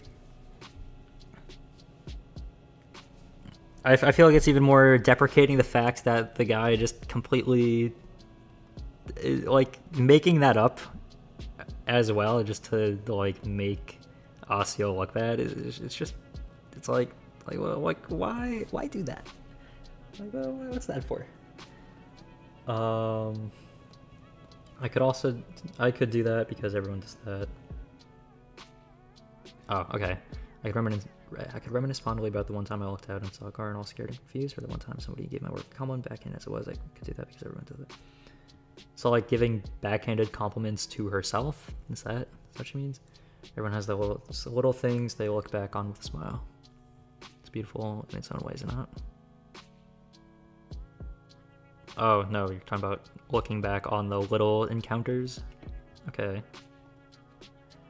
Our whole lives are a series of episodes, both good and bad. Doesn't matter if they grow into a bigger story, because each moment has a lot of merit of its own. Something I should learn to be content with. something I've been perfectly content with until now. Until I decided that what I had wasn't enough. Speaking objectively, what is there to complain about? No, seriously. I live in the prettiest part of our vast country. I have a comfortable roof over my head and even in my own room. I have 2 living parents. I have wonderful hobbies to enjoy, paper to write on, books to read, TV to watch. I buy myself treats almost every day after I'm done with school. I have good grades, and teachers tell me I have great potential. My classmates also recognize how studious I am.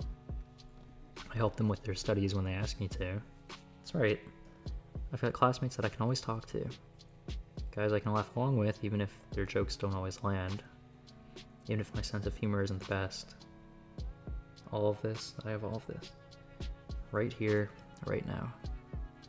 Everything that a girl my age could ever ask for. So why did I act as if that weren't enough?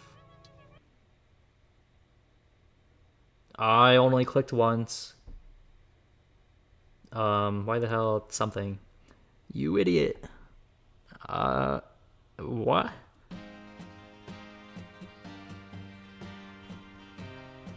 Why the hell do you always go along with some BS? So... Ira looks like she's gonna slap me, but instead swings her boot against a snow hill. She then turns to me and starts roughly swiping clumps of snow stuck to my coat. My whole body feels slightly numb.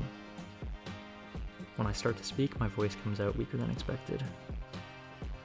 Ira, how did you know I was here? Doesn't matter. Heard that Garin giggling about it. Can you stand? Yeah, I feel like I just missed something. If there's clumps of snow on Asia's jacket or whatever, I'm guessing people threw snow at her. Clumsily get up. My limbs feel rigid. I know you shouldn't sit on concrete when it's cold. I wouldn't normally. But there's nowhere else to sit near the school's back entrance, and my legs were starting to get tired. Okay, maybe people didn't throw snow at her. I half-heartedly shake the snow off my skirt and tights. The flakes fall gently on the ground below. Where they tripped her. Could be.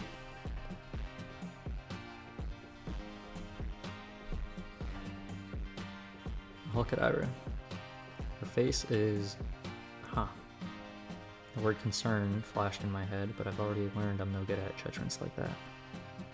I shouldn't be presumptuous. It's a bad habit of mine. I shouldn't flatter myself.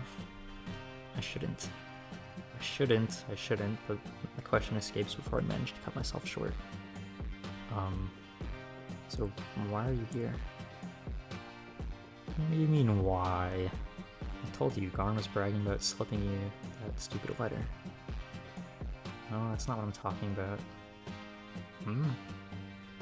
Well, this doesn't have anything to do with you, does it? As soon as I say that out loud, I realize I messed up. I really did. Now she's gonna punch me. Ira's gonna punch me for real. She's gonna punch me and then never speak to me again. I don't even say sorry. I just brace myself for the incoming blow. Physical, verbal, I don't care. I'm not sure. I've earned it. No, not really. Doesn't concern me at all. It's just annoying. Is that so? Yeah. Pissed me off. And you pissed me off too. I don't freaking get you. You knew it wasn't real. There's no way you believed that, right?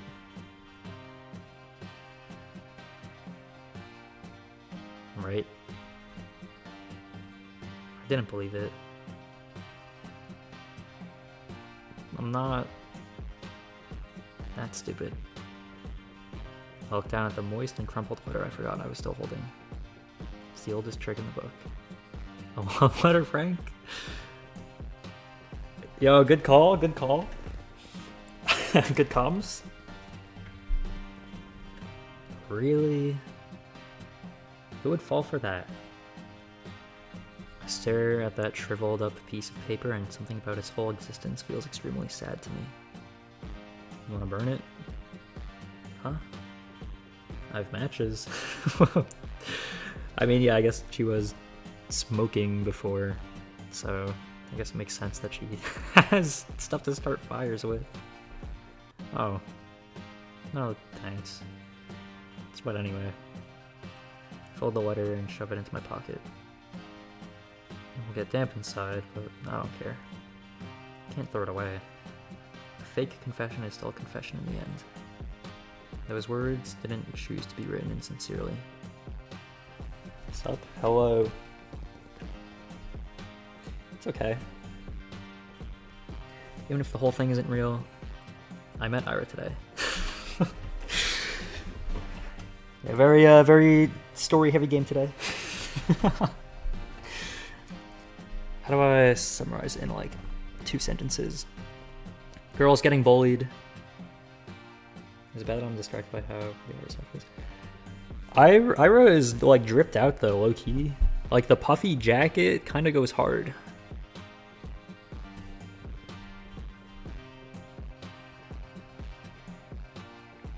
Ira came after all these weeks of praying. Too though. She looks like that dripped out thing. I know exactly what you're talking about. Like the one where he's like posed up and like he one hand over the other. Yeah, that's great. Isn't there also like a Marisol drip image as well, or Marisol? I still don't know how to pronounce it. I want to steal it. I mean, there's probably at least one jacket that like has this. You know, I don't like the fluffy parts at the bottom and on the hands. I don't understand that part. Like, is it just fluffy on the entire inside of it? It's very poofy though. Alright, well, I'll keep reading. After all these weeks of praying, Ira came. Because the fluff is inside and pouring out. Oh, I see. Thank you. I smile at her. Even after I said I had come to terms with it, no, right as I was saying it to you, to myself, to the world, I knew that I was lying. Couldn't throw away the last dumb scrap of hope I had. That small involuntary thought that crept into my mind whenever I felt slightly lonelier than usual. Even if I took so long, she finally came. I didn't do anything, really. Flustered.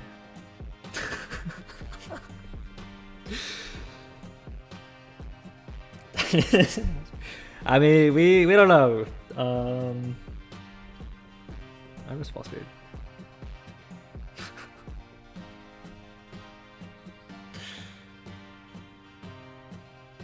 Yeah, you know who we don't like is the bullying guy with homophobic slurs.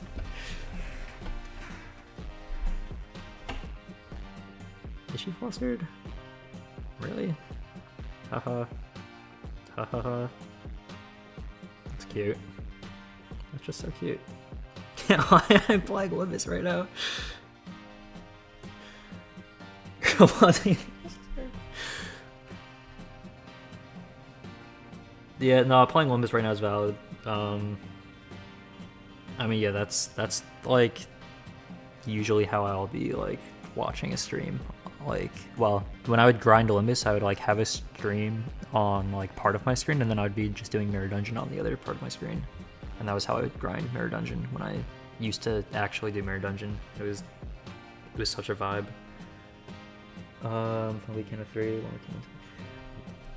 yeah, I liked the dungeon for Canto 3. Canto 4, I wasn't like, I didn't pay too much attention to it because it was really long, but Canto 5 had my full attention. That, like, Canto 5 was where I started reading every line of dialogue for the rest of the game. It was really, it really bumped up the story level.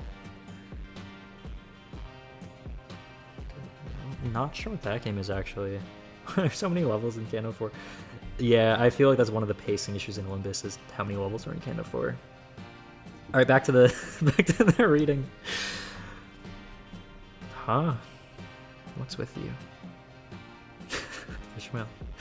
Ah, right. Dragon Ball Z. Huh. Interesting. Ah, right. I'm grinning like an idiot. Sorry. Bro, Asya looks so happy. Love the banner, Sinclair. Oh, the new one? Dude, the new one is probably one of the best poise IDs in the game right now. Peak poise. Yeah. So it's one of the best poise generation in just the entire game. Sorry, I'm fine. Got it first try. That's good. Whatever. Going home. Virgil from Devil May Cry. Low-key, I was thinking of playing Devil May Cry. Would that be a good game to play? Because I was thinking about playing the entire series, like from 1 to 5. I also wanted to do Metal Gear, but the playing order of Metal Gear is kind of a mess. And I can't even find it on Steam, because it's just such a mess. I'd watch it's fine, it's good. Okay, I'll heavily consider getting the... Because there's like a bundle for Devil May Cry where it's like the first 3 games and then the 4th and 5th kind of separately, but kind of all in like one bundle. So I was thinking of getting that. So I could potentially stream that pretty soon. Of course, when I have time, aside from doing LobCorp stuff. Oh, I want to play LobCorp tomorrow, but I don't know if I'll have time. Hopefully I do. But okay. Anyways, what? Already? That gives me a click once over. You take care. Yeah, okay. Bye-bye. Bye-bye. What do you mean, bye-bye? We wave at each other and I watch her disappear behind the corner. I hesitate. Maybe I shouldn't. Feels like there's still so much I want to say to her. I don't know what or why, but I just know that it's a lot. I turn and walk a couple steps in the direction of my home. She has a crush on him. I mean, Asya looked happy talking to her, so that's good. I mean, whether it's a crush or just a normal friendship, if Asya is happy talking to her, then that's good. Like, who says bye-bye? Like, I mean, I guess if she was, like, nervous and then just kind of said it just, like, out of nerves, but, she was mogging. Was she?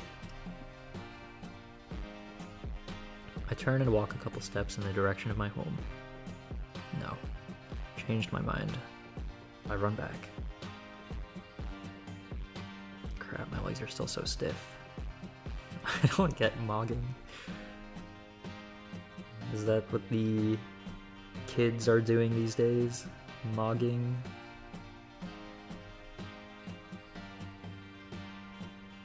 What even is that again? Is that like the thing where they like put like the finger on the jawline or whatever? You flex your looks. Like you flex like your face muscles, or you are like just showing off in general? I understand these days back. It was fine. Oh, Vine. Yeah. I think 21 is a much better number than that one that starts with a 6.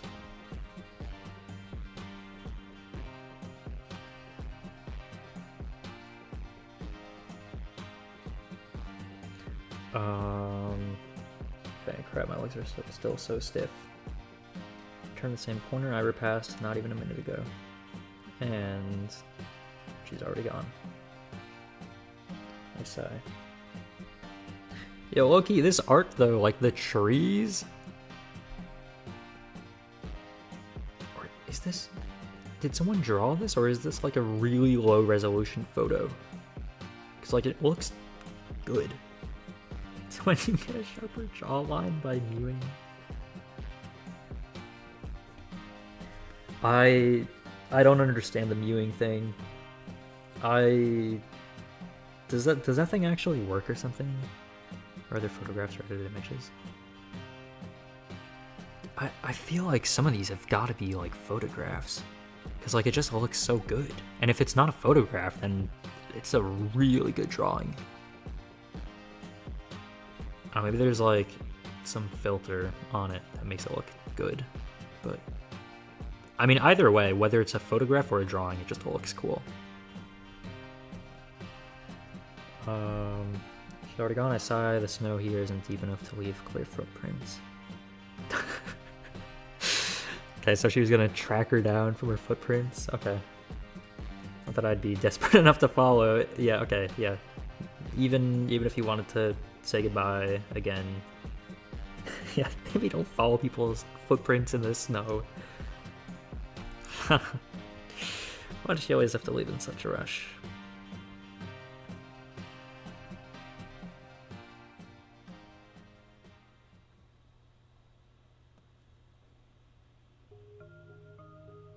It's okay. My life didn't exactly change. I went to school the same way. I sat through the lessons and then went to the store, then to the library, or for a walk, and then when it got dark, I headed home. Day after day. Sometimes my classmates joked around with me. Whenever that happened, my thoughts involuntarily drifted to Ira. She still attended classes, albeit irregularly. We have read this already.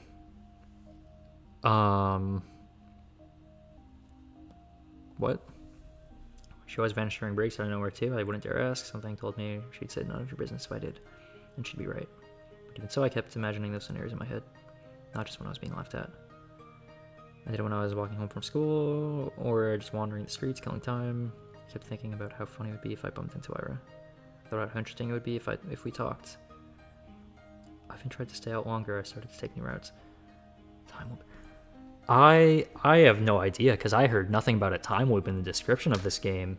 If there is one, then that would be something. And as naive as it was to behave that way, I kept doing it again and again. Walking and walking, praying and praying. Tisk. Do you ever shut up? Okay, wait, this might be new. Huh? Ugh, this... Nobody saw Ira enter the class. Everyone was too busy whistling and laughing. She caught me in a really dumb pose. Well, that's on me. Okay, this is new. I wouldn't have chosen Dare if I knew she'd see me like that. Though choosing Truth when playing with these guys, not sure what's worse. Oh well. I'm saying all this, but I got what was coming to me. I chose to embarrass myself, and as I did so, I kept begging, wishing as hard as I could for Ira to appear. And so she did. And now, despite the overwhelming shame, I feel so happy that I might explode. Ira walks to her desk, barely paying me a passing glance. All the boys skirt out of her way, only Garin doesn't. Okay, I have a theory, right? My theory is that Asya is the universe. Now, I know this might sound like a bit of a crazy theory, right? But at the start of the game, they were narrating and talking about the universe and how the universe has nothing to observe except for itself. I mean, maybe that's more just symbolism. The universe isn't the concept of reality itself, isn't God. I mean, because at the start of the game, okay, maybe this theory is just not great. But at the start of the game, there was like the very first dialogue we got was Asya talking about, or I guess thinking in her head about like how the universe, or how like when someone is born, they don't inherently like have like a will to like appear to other people. Like they just kind of observe their surroundings. But like the universe doesn't really like if the universe were a person, it wouldn't see its surroundings because it is like the world itself. So the only thing it could observe is itself. So I don't know, maybe that's more symbolism for Asya kind of only like reflecting but still trying not to interact with others. But I don't know, because if there is a time loop, I feel like it's got to be something with like the way Asya perceives things if there is a time loop. But I don't know, it could just be a completely completely out there theory that has zero zero relevancy, and it could just be symbolism. Okay. Ira walks to her desk, barely paying me a passing glance. All the boys skirt out of her way, only Garn doesn't. Move. Nah. What's the rush? Come play with us too. Huh? Dude, are you serious? Come on. W theory. I don't know about W theory. More like absolute crack theory, but I mean we'll see. There wasn't a time loop, but more so metaphor for repetition, what she perceives as the life without Ira. Yeah, I feel like that's definitely much more likely the case. Cause like the thing about the like the description of like, oh, like go to the like go like take your classes and then go grocery shopping and then go to the library or take a walk and then go home. I feel like repeating that twice kind of like definitely like kind of like what you're saying definitely does like drive in the emphasis of like the feeling of just living every day the same over and over again. Feeling of autopilot since IRS must be the constant for change.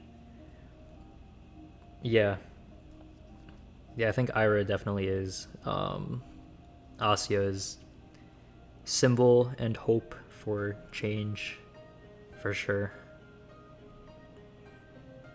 And also is also her symbol for hope, since like Asya, who doesn't like facing any of her issues and kind of tries to pretend that her problems either don't exist or that she deserves whatever challenges she has.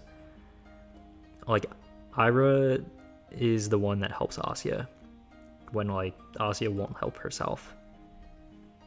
So maybe hopefully Asya will grow out of not doing things and will learn to like stand up for herself.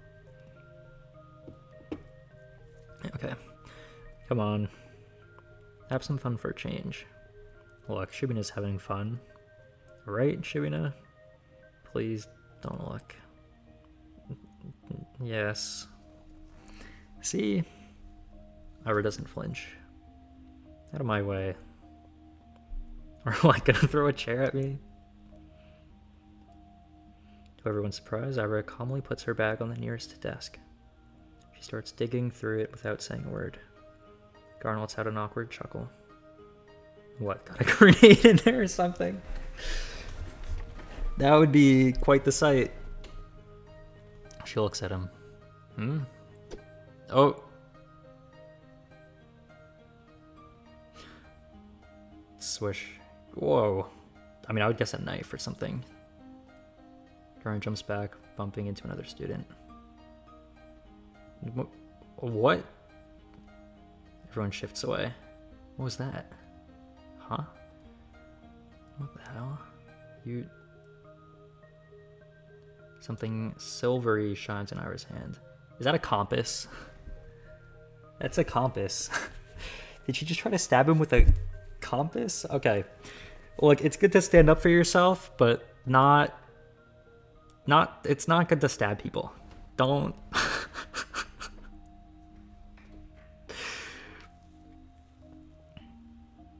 Alright. Something silvery shines in Ira's hand. It's... I did that? Don't do that. Slay, do not slay. Slaying is illegal to kill a human being. I mean, there's slay metaphorically, not physically, or literally.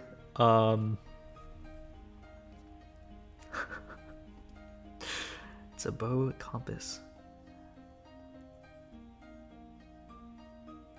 Is that? Is that? Are you serious? She doesn't say anything. The room fills with low murmurs that quickly turn into jeers. She's gonna permanently put him asleep. Yeah, look, I know this guy sucks and he's horrible towards everyone, but like stabbing the guy, I don't think that's gonna help with anyone's situation. Psycho nutcase, crazy. Ira lowers the compass and makes her way to her desk, looking unbothered. It's just like last time. Ira saves me without acknowledging my existence. Maybe some onlookers, no, most people will think she didn't plan on helping me at all. And that's what I'm inclined to think as well. Yet, my unreasonable heart is still elated. And I'm getting some really silly thoughts. Those lyrics to a System of a Down song? Are they? Wait, didn't that they're saying here? That would be funny if they were.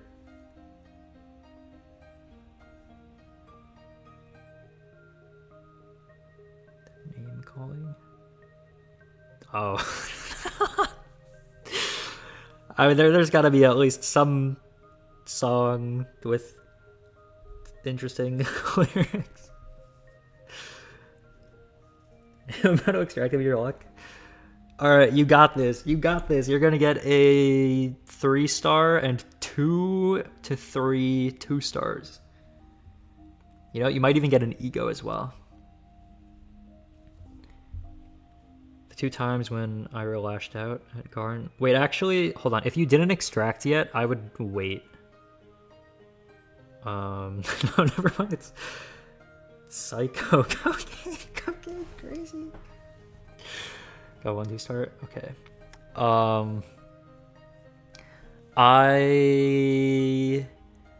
I also just remembered like 2 seconds ago that Walpurgis might be pretty soon. So any polls in the future for the next few weeks, I would recommend saving. But then again, actually, I mean, there's also gonna be the Yi song ID, which is gonna be really good. Still 500 Ryoshi shards. Low-key, I would just save that for the seasonal, because it's probably gonna be really good, considering that every other ID is already amazing. I'll save next swap. Yeah, if you don't have a lot of IDs, then polling whenever is fine, because you can still use boxes on Walpurgis for things that aren't like coming out on the current Walpurgis. You only need like 100 thread, like 7 quarter shards. It's not a super large amount. Upside 4. Yeah, upside 4 could be worth it. Okay. The 2 times when Ira lashed out at Garin, the 2 times she saw him laughing at my expense. 7 shorts for Gregor and Ishmael. This one's got neither. Yeah, both of them are definitely worth sharding. Like Ishmael, I guess the Gregor units as well might be their best in slot. Like, because they're just really strong. Ishmael especially. Like, Ishmael is ridiculously strong.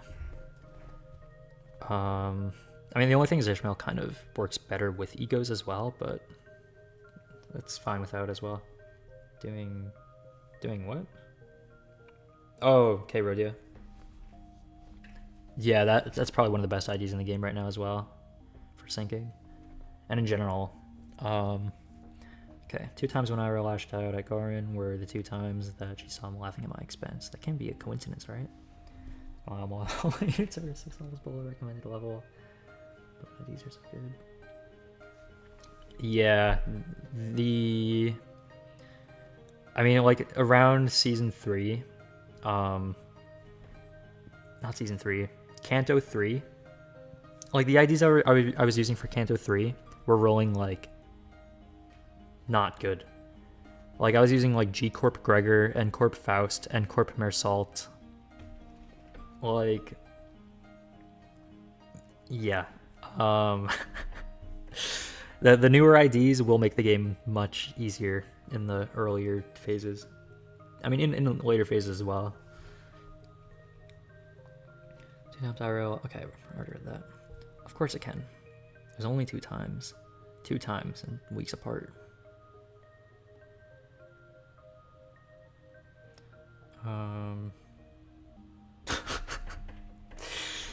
Not 3 good IDs.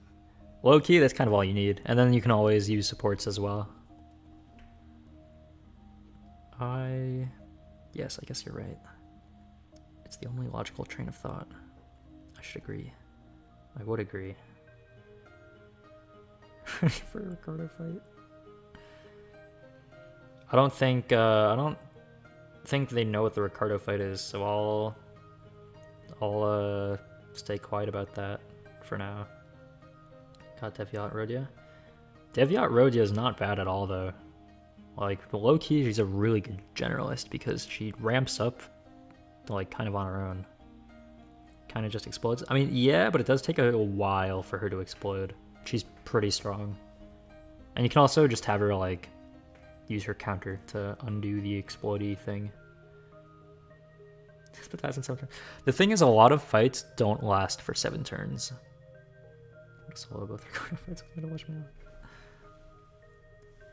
Sinclair Deviat.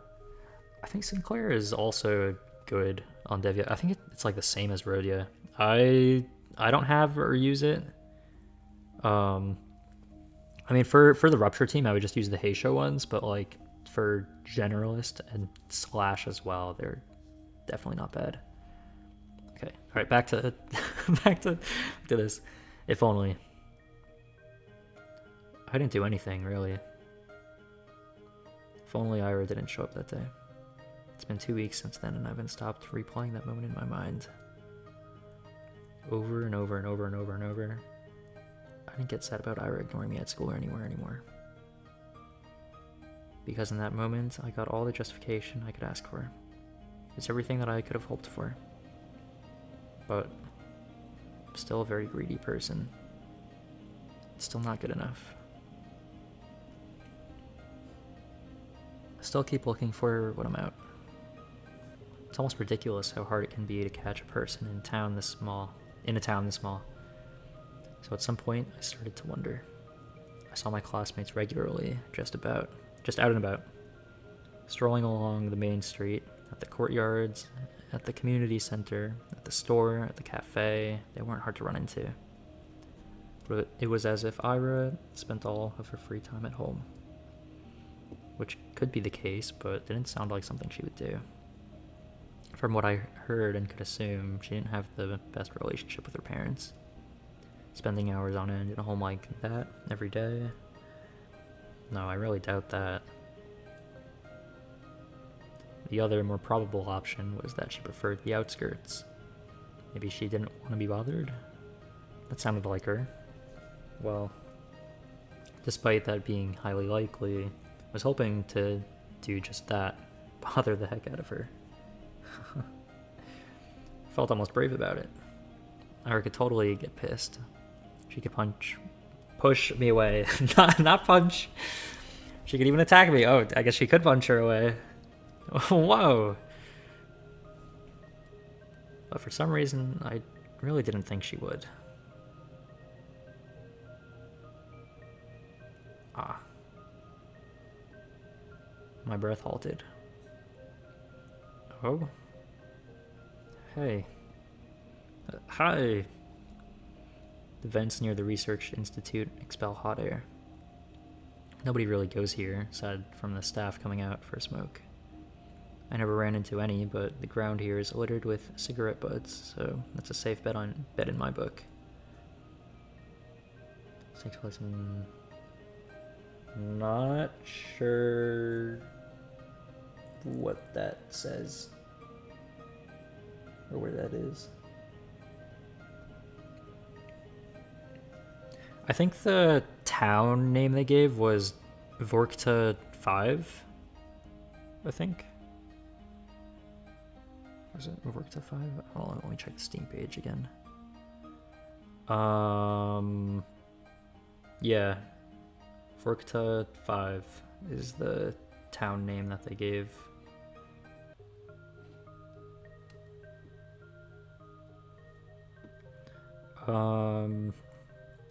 Okay, so that's a safe bet in my book. Why is Ira here of all places?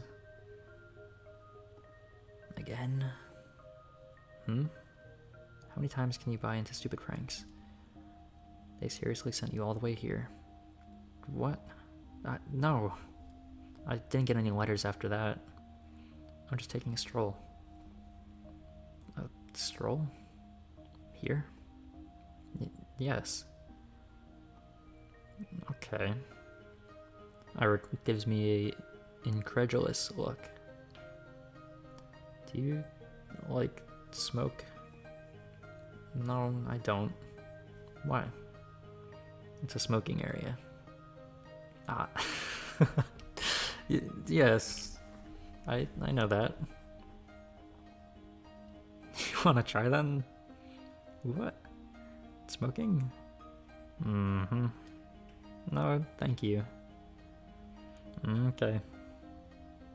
She shrugs. Ugh. Awkward start. Can't let it end here. I need to just... And what about you, Ira? W peer pressure?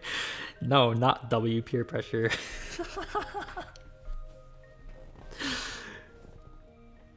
W rejecting peer pressure. What about me? Why are you here? Are you at the Institute? Yeah. Something like that. Something like that? My mom works here. She forgets her lunch sometimes. Oh. Oh. You bring her lunch? That's what I said. So sweet. I mean,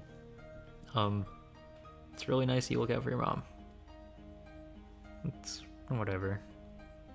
It's not. I know it's not. With all I've heard about her family, the fact she still goes out of her way like that, it's really amazing. Thought of doing something like that for my parents has never crossed my mind. I mean, if I were told to deliver something, I would. But Ira's different. She wouldn't do something just because she was ordered to. She'd have to really care about it. Crap. That proves it. Ira and I weren't cut from the same cloth. When I spent my days looking for excuses to stave off the minute I have to come home, Ira's cooking, packing lunch, and carrying it to the edge of town. That goes against everything I've heard, but it makes so much sense. That's why I've never seen her on the street. That's why she doesn't have the time to sit at the cafe. That's why she doesn't idle away at the community center. That's why she's such a caring person. That's why I'm such a piece of trash. No. She only said her mom forgets her lunch sometimes. Lunches are prepared in advance. It doesn't take long to get to the Institute, even if you have to walk from the other side of town. Yes, that's true. She'd still have plenty of spare time. This doesn't work. This explanation doesn't work. Huh? What is going on right now? Our walkbacks into the building. Why? Okay, I'm not sure what this red is symbolic of yet.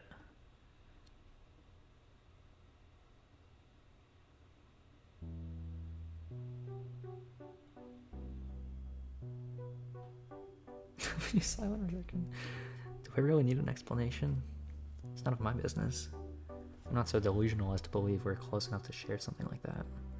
That'd be nice, but it's not how things work. Things work like this. When I was in the room, Garn doesn't talk to me as much. Does this mean Ira is fake? I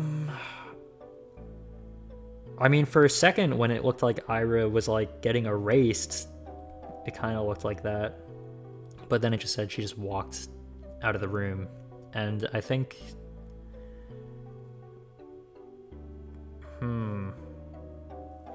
I mean, maybe it's possible. Maybe Ira is...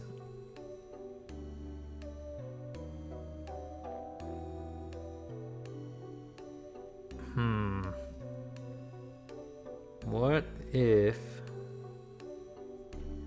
Ira is a character that Asya created in her head to help her cope with things and to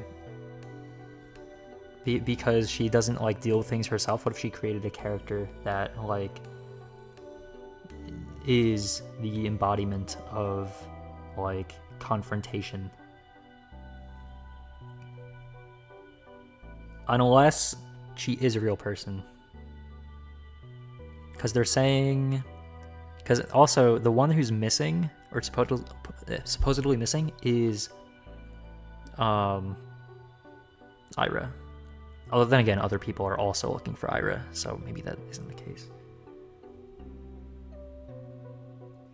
Is that how the tower in Kanto 4? Nice. Oh, wait, that means you were going to be on that part. Yeah, you might need to borrow an ID for a certain fight.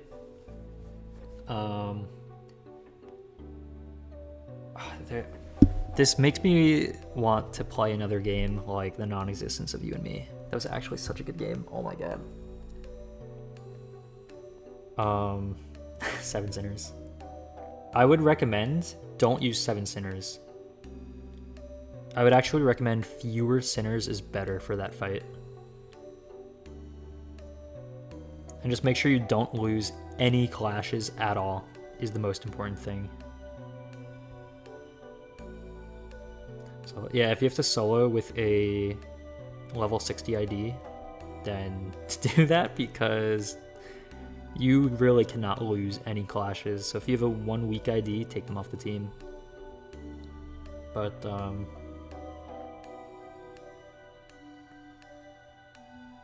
5 goats at level 26. That might be too low.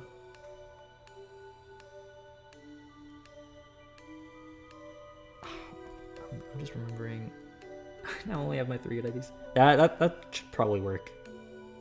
Oh god. I need another game like The Non-Existence of You and Me. Like, that was just such a good game. Like, visual novel, philosophical, that also gave you choices. Like, this game I'm liking. Like, it's having a pretty good story so far. Pretty interesting. The one thing I would wish for it to have would be to, like, or, well, I guess not wish for it to have, because this game, like, this story, the characters already have all of their, like, they like, it's not the player making any decisions, it's just we're watching a story.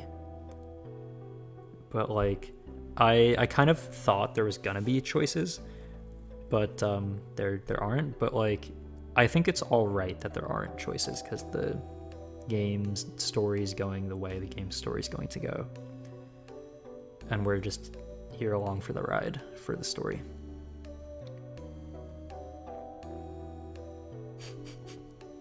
What do you win? I'd lose? I don't think that's how it's supposed to go.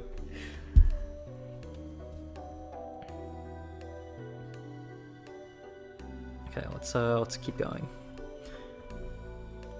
Things don't work. Things work like this. When Ira's in the same room, Gar doesn't talk to me as much.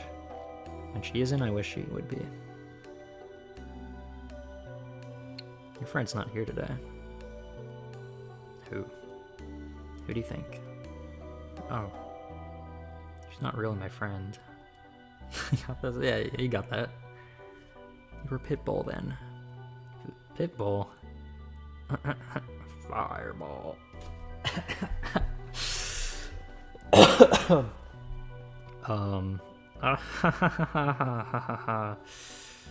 Hey, that's spot on. Oh, thank you.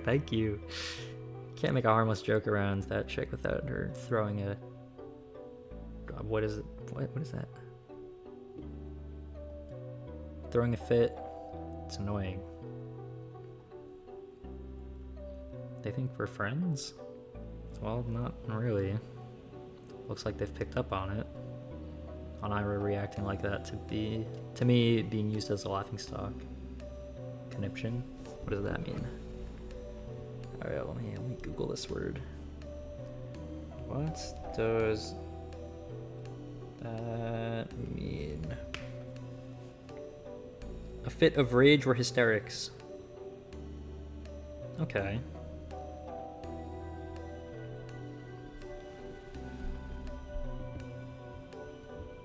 So it wasn't just me? It's not just my wishful thinking? Haha. That's nice to hear. Even if I still don't know for sure. It's the most comforting thing I've heard out of Garn's mouth to date. At least she barely shows up. Yeah, they'll probably kick her out before New Year's with that attendance record. Good riddance. That's right. Ira can't possibly be meeting the minimal attendance requirements. I don't know about her grades, but... Wait, I don't think they can expel her. Huh? Why not? We're the only school in town. Where else is she going to go? Damn. Good point. Phew. Well, her parents can just send her away. You mean to another town? Yeah. To a relative or something. No. Oh man, now they say that. Everyone pretend to be surprised when that happens. Ha ha ha ha. No. No. I hate how they're right. I hate that I can see that happening. Everyone talks about it. How Ira is a nuisance to her household.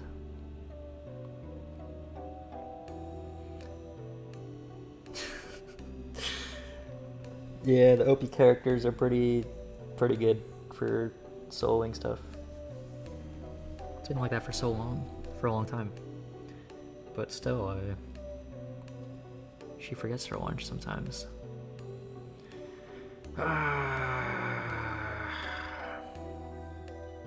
Oh, level 26 to 27.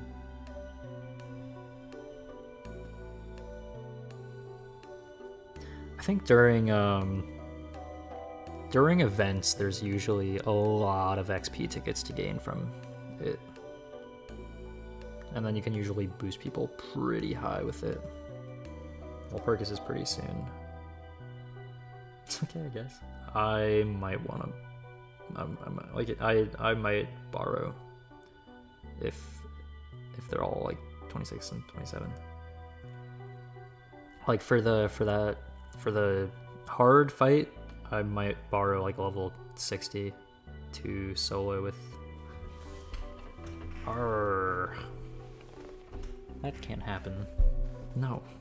It can't happen. It can't. It's not fair. It's not fair. They can't send her away. She can't go. She's so nice. She cares. She does. Maybe not for me, but for her family. Why would they send her away? That's just too cruel. They can't do that. If they do, then it will all be over. If they do, then I won't. We just started. I don't know what. I can't even call it talking. I don't even know what it is, but that doesn't matter. Even if she just tolerates me, and if she doesn't want anything to do with me, I don't care. This can't happen. This physically cannot happen. I raise my head and look through the window. The snow is falling lightly on the yard. The dark pine branches sway under its weight. The long gray clouds glide placidly across the tundra, far past the fences, past the mountain ridge, so far away that I can't picture it. So far away that my mind circles twice around the earth and comes back to the spot I'm sitting in. This world is way too gentle. It's been too kind to an ungrateful brat like me. So I've earned this world's good graces. Why can't a person so much more deserving do the same? What does a person like that have to do? And is there anything that I can do? A bird flies past the window. Ira. You know what? I'm really using up all my luck these days. Ira sits smoking in the girl's bathroom just like she did when I first talked to her. Some snowflakes blow into the room and stick in her hair. It's gotten colder. Maybe you shouldn't sit so close. I know you don't like going to class as much, but can't really get kicked out like that. Is that why you came here? To tell me that? I know that. I'm not stupid. I don't think you are. Do you just really not care? Everyone says that you'll get sent away. That your parents will send you to live with a relative. Is that true? Probably, yeah. Of course it's true. I knew it was true when I asked the question. Maybe if you just cleaned up, if you stop skipping now, then maybe you won't have to go. If you're having a hard time with studies, I can help. We could go to the library or something, and then there's 1 month left.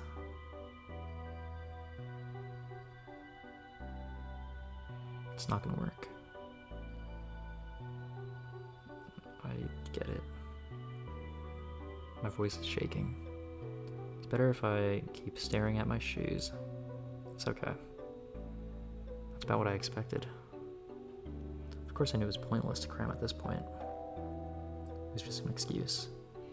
A selfish ploy to get some scraps of Ira's time before she goes. I wonder, what did I do? I wonder, did I do the same when Tozia moved away? It's only been 3 years. Oh, right, we still don't know who this Tozia person is. I mean, I guess it must be a friend of Asya, or was a friend 3 years ago. Lost a clash. You gotta reset in that case. You cannot lose a clash in that fight. 2 clashes. Oh, it's over. I wonder, did I do the same when... Oh. I think back to it. It's also hazy. It's a different person then, I'm sure. At least I probably didn't humiliate myself like this. Hey. Thanks. No, I didn't do anything. It was a dumb suggestion. It was nice of you. Haha. Nice. Right. He doesn't know. She thinks I'm doing this out of the kindness of my heart. It's just not fair. She really is too good of a person. Are you not going to the toilet? Oh. Actually, since you're here, have you seen anyone holding a diary nearby? Diary? Yes. You know, the one we use for classes. Maybe you've seen something like that lying around? Ira's expression darkens. Don't worry, we were just playing a game. I guess the guys got a little carried away. I've checked the whole class and the corridors. It's probably somewhere really obvious, but I'm just no good at that kind of stuff. When I hid Igor's pencil case, they found it right away. She throws the cigarette butt out the window and hops off the windowsill.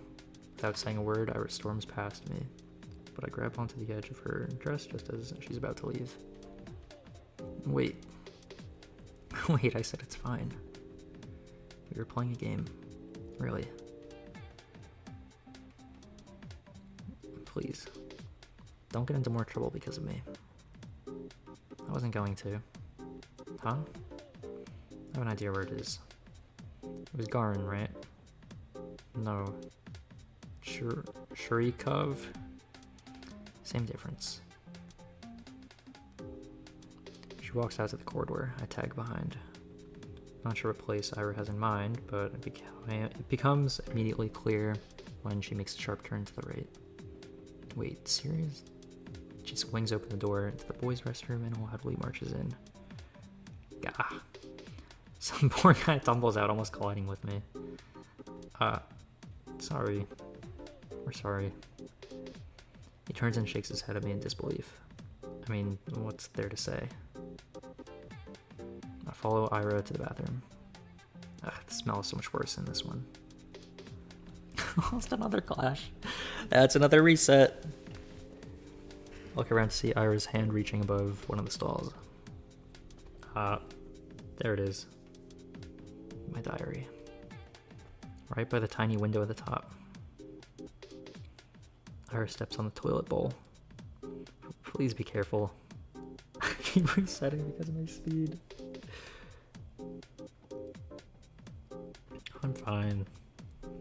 She grabs onto the flush tank secured way above. Then, using it as an anchor, she reaches for the windowsill. Catch. I clasp the diary in my hands. It's really been here all along. I look up at Ira, who's now awkwardly trying to get down. Wow, thank you. Yeah. Oh. What? Bam. Ira almost loses her balance, but jumps just in time. The bowl makes a loud clang as she hops off. Whoa. You okay? Yeah. Let's get out of here. Think it's broken? Don't know. I didn't see anything. Huh, but why would I be in a men's toilet? Gross. Ah, I see.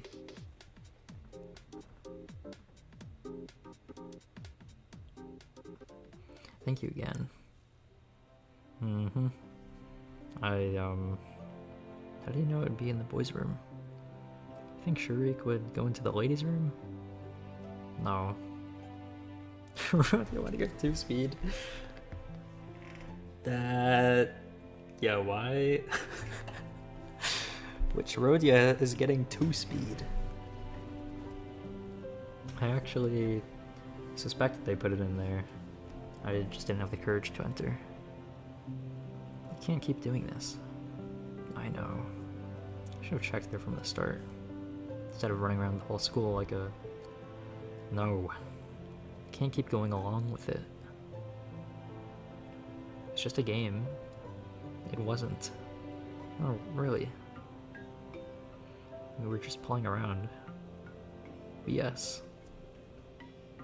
You know damn well what they're doing. They're not your friends. I never said they were. Then why don't you tell them to piss off? For once in your life. I can't. You like being a victim that much? You won't get any better if you keep doing this. It'll only get worse. It's not that bad. I wouldn't... I can't. I can't just say something like that to them. I'm sorry. Why the hell not? Well, it wouldn't be right, and for the love, it's not like I never tried it before. But when I say something, they just make fun of me. Nothing changes. So freaking what? Who cares what they say?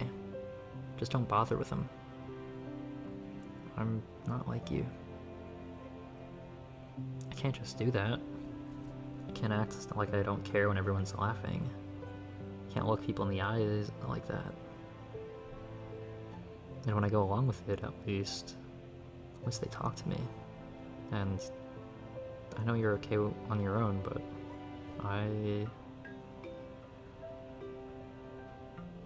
So what's your plan? Huh? That's it? You're gonna spend the next 3 years like that? Seriously. She exhales sharply. She doesn't even look annoyed anymore. I get that. I'm also disappointed in myself. Asya, yes? You know I'm leaving soon. That's right. I understand what she's getting at. The unspoken rule Garn and his friends have been sticking to, holding themselves back when I was around. The real cowardly reason I'm so terrified of her going away. I don't know what to do. Why can't I stop? The hand she's been dealt is much worse than mine. But here I am whining and clinging to her like a leech. I should be the one helping. I should be the one telling Ira to get her act together. And yet, I can't think of a single thing to give her. Write me a poem. Huh? A poem. Why? What kind of question is that? Because I liked him. Oh, really? It's over.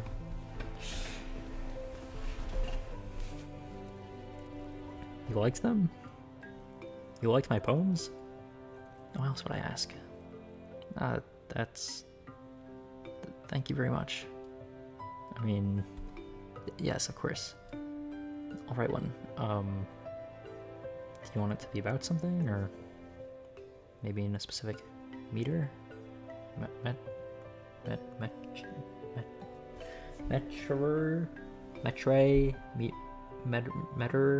Meter? I don't care. Anything. Alright. I'll think of something then. I'll try. Yeah. You do that. Ira checks her wristwatch. I gotta go. See you around, I guess. Already? Ah. Yeah, alright. See you around. She waves her hand and leaves. I watch her walking down the empty corridor. Empty. I've really stayed in school for way too long. The shadows stretch along the hallway, tall and dark. My heart is pounding. I should get going too.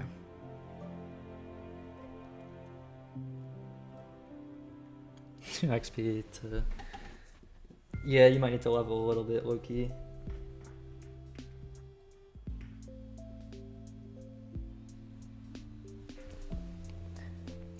My life didn't exactly change. Okay, this thing again. I went to school the same way. So I sat through the lessons, then went to the store, then to the library or for a walk, and then when it got dark, I headed home. Day after day. There is one change, though, is the BGM. It feels much more upbeat than the other times. Sometimes my classmates joked around with me. Whenever that happened, my thoughts involuntarily drifted to Ira. She still attended classes. She vanished during breaks. I never asked for it to.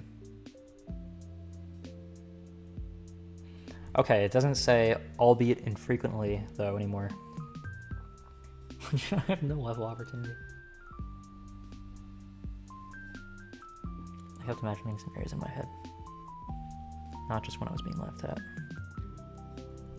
Later when I was walking home from school or to the store or just wandering the streets killing time. thinking about how funny it would be if I bumped into Ira. I thought how interesting it would be if we talked. MC is tweaking.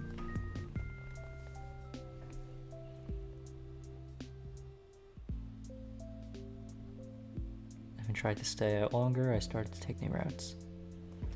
And as naive and not native, and as naive as it was to behave that way, I kept doing it.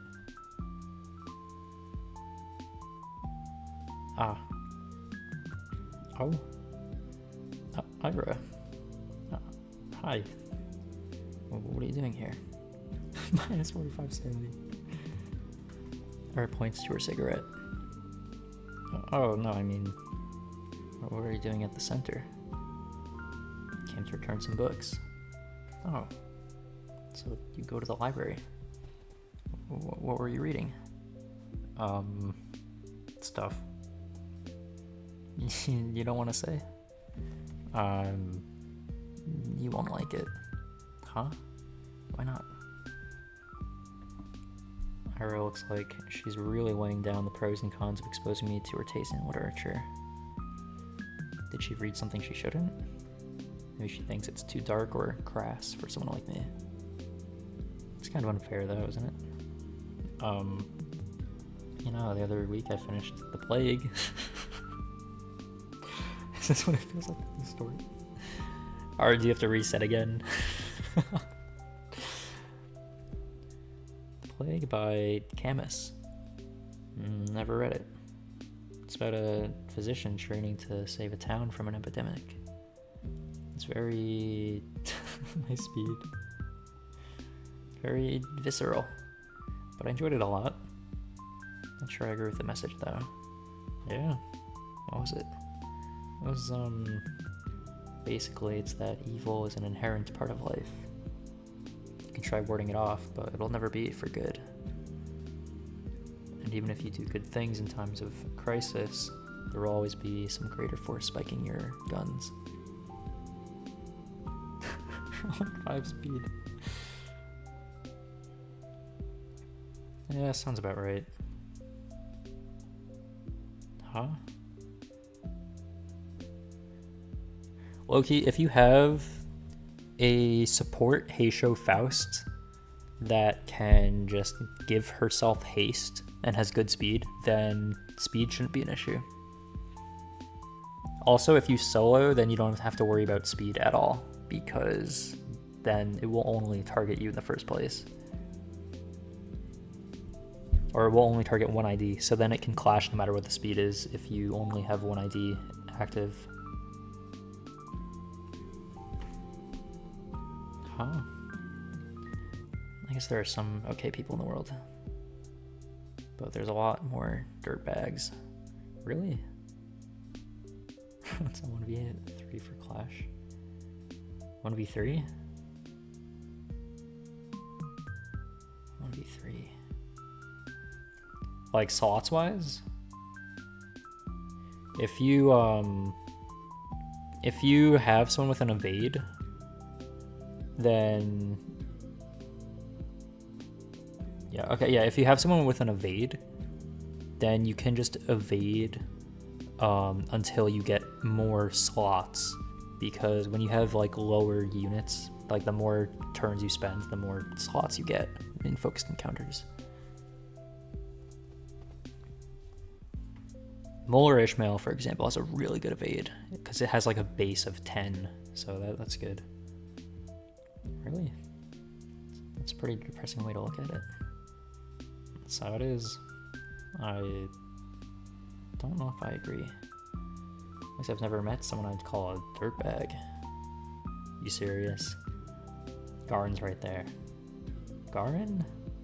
Well, he's not that bad. Uh-huh. Really, I don't think he means it. I'm sure everyone is trying to do the best they can. Trying the best they can. Most people wouldn't want to cause anyone pain, right? Actually, I think that's something Camus and I can agree on. Yeah, right. If everyone's so nice, where's all the greater evil coming from? You think it's some natural phenomenon? No, of course not. There are things we perceive as painful in the moment, and there are really horrible, awful things happening every day. But I don't think it's right to call them evil. Evil is intentional. Those things don't come from bad intentions. Sadness, loneliness, misunderstandings, fear, but not evil. There was this famous judge, Dionysus something. That's not Dionysus. Dionysius? That's not the god of wine. That's a different name.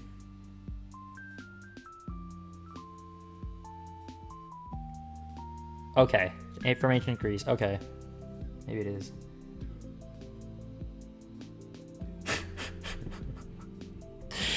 Yo.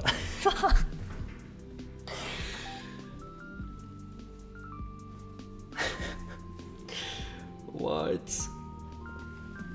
The 1 minute. I mean, yeah, because it says a famous judge, but I'm thinking, like, when I first see this name, I think of Dionysus, the ancient Greek god, like from Greek myths or whatever.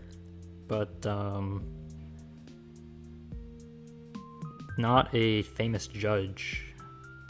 So I don't know if there's a judge with a similar name. Okay, why is my mouse tweaking? Like, it's like not moving correctly. Like, why? Like, you see this? Why is my mouse like? Okay, is it because of like Steam or something? Do I have to minimize it? Okay, no, my mouse is just like tweaking for like no reason. Okay, all right. I don't know why, but what if I turn it off and on again? Hold on. Oh, that's the wrong button. Okay, hold on. I gotta turn my mouse off and on. Maybe it'll fix it. No, that did not fix it. Okay, this is moving it to the left. Okay, now it works fine. Okay, moving it to the right.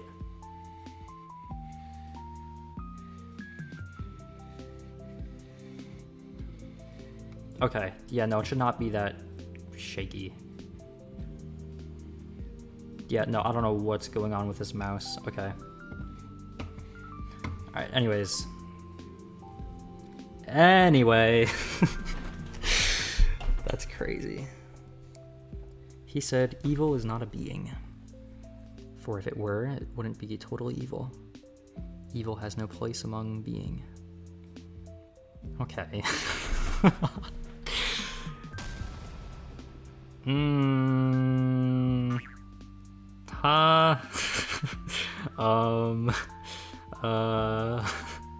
It's a rather extreme example.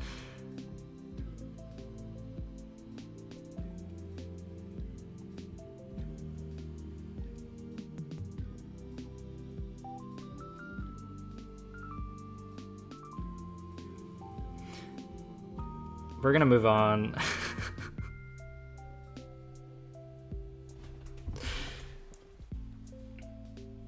Okay.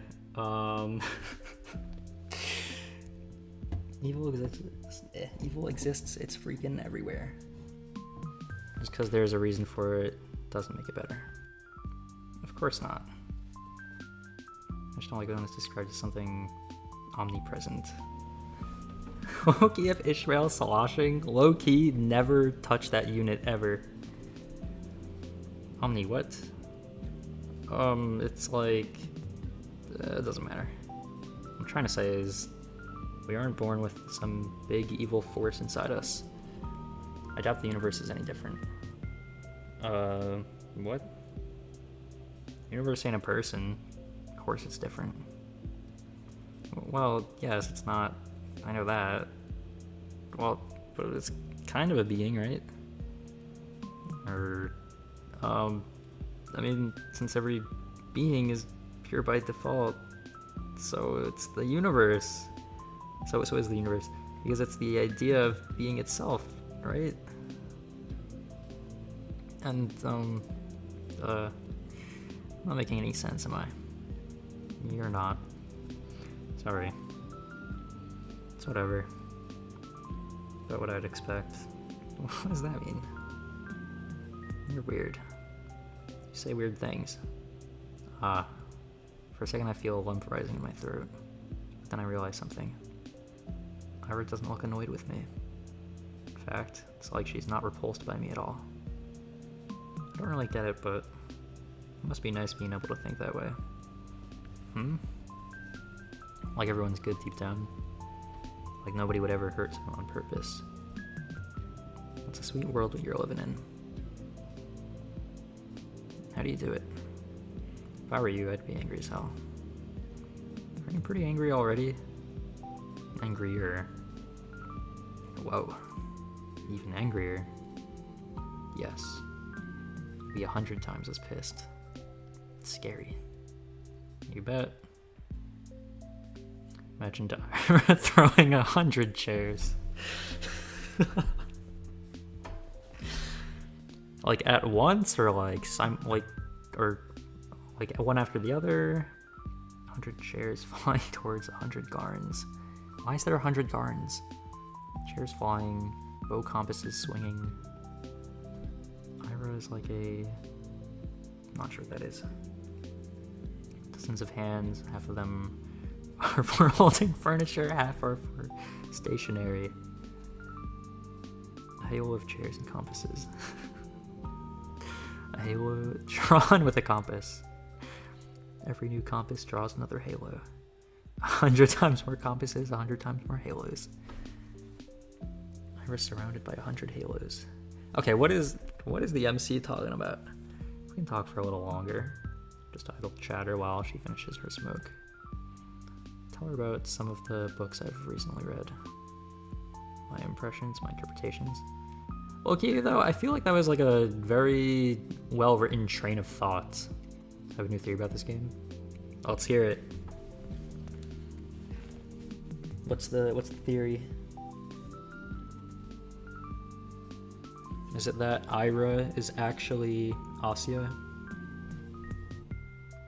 It's probably a diary entry.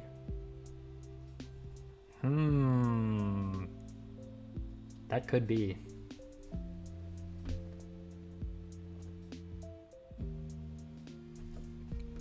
Yeah, that definitely could be. I'm a crazy person. Oh, well, I don't know about the of a crazy person. That is tweaking. Alright, I don't know about that part.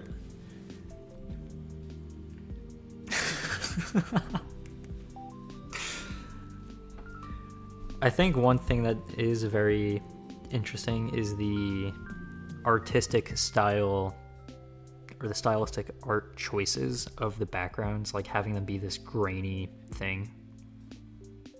Like maybe it could be symbolism of remembering like a general idea of a place, but not really like specific details of a surrounding, since like the people were more of the focus. Because like kind of supporting that it could be like recalling a memory is like when you think back, like say say you said hi to someone in the morning and you remember saying hi to them. You don't really remember the scenery super clearly, maybe, potentially. Not sure. I mean, it could also be symbolism of like, of Asya's kind of day-to-day being like dull as well, but yeah, not sure. Okay, talk about some of my books I've recently read, my impressions, my interpretations. Maybe this is her biography and using it to tell a story. Could be. I'm not exactly used to sharing those, so my thoughts come out sounding dumb and crumpled. She keeps listening though. Every time I say something, I search Ira's face for signs of boredom. Maybe I'm just not looking hard enough, but I can't find anything of the sort. Oh jeez. I feel so happy I might die. I gotta go. She puts down her cigarette bud. Oh. Really? Yeah, plans. Ah. I understand. But, Some of those novels sound kind of interesting. I'll check them out if I don't forget. Really? Please let me know if you do. And, sorry for that stupid philosophy talk. Can you shut up with freaking apologies? I just said thanks. Sorry. Ira gave me a look so threatening I cut myself off. Right. I hope you enjoy them? She nods in approval. Phew. Oh, and the books I read. They were, yes. Angelique, by Anne Golan, and Angelique, the romance series. It's historical. It's not just the lovey-dovey stuff, you know. I know my mom really liked them. They seemed wonderful. I never got to reading them, and I didn't really expect you to be into. They're fine. It's not like I'm a huge fan or anything. You're not? It's just that if you want to read something historical or whatever, they're alright. Okay. I'll remember that. Ira looks like she's about to say something else, but then turns on her heels and stomps away. See you. Yeah, see you around. Ira disappears down the street. There she goes again. My body leans against the frigid wall. My legs are weak. We talked. Ira and I really talked. Never would have guessed. It's even nicer than I imagined. And I had no idea. So she likes books like that, huh? Ira likes novels like that. It's so wonderful. It's really, really wonderful. Every new thing I learn about her is more wonderful than the last. I need to meet with her again. I want to talk more. Maybe next time she'll tell me a little more about herself. It kind of feels like I hugged the entire conversation now that I think back to it. That was really self-centered of me. Next time I'll have to ask Ira more questions. I'll ask her more about the books she likes. Maybe we could talk about movies? I wonder what her favorites are. Does she also like romance films? That would be cute. Maybe we'll prefer detective films. But I really enjoy all kinds of movies. So if she wanted to watch something, maybe we could even go to the cinema? And that could be so much fun. It's been a long time since I've gone there. I need to see her again.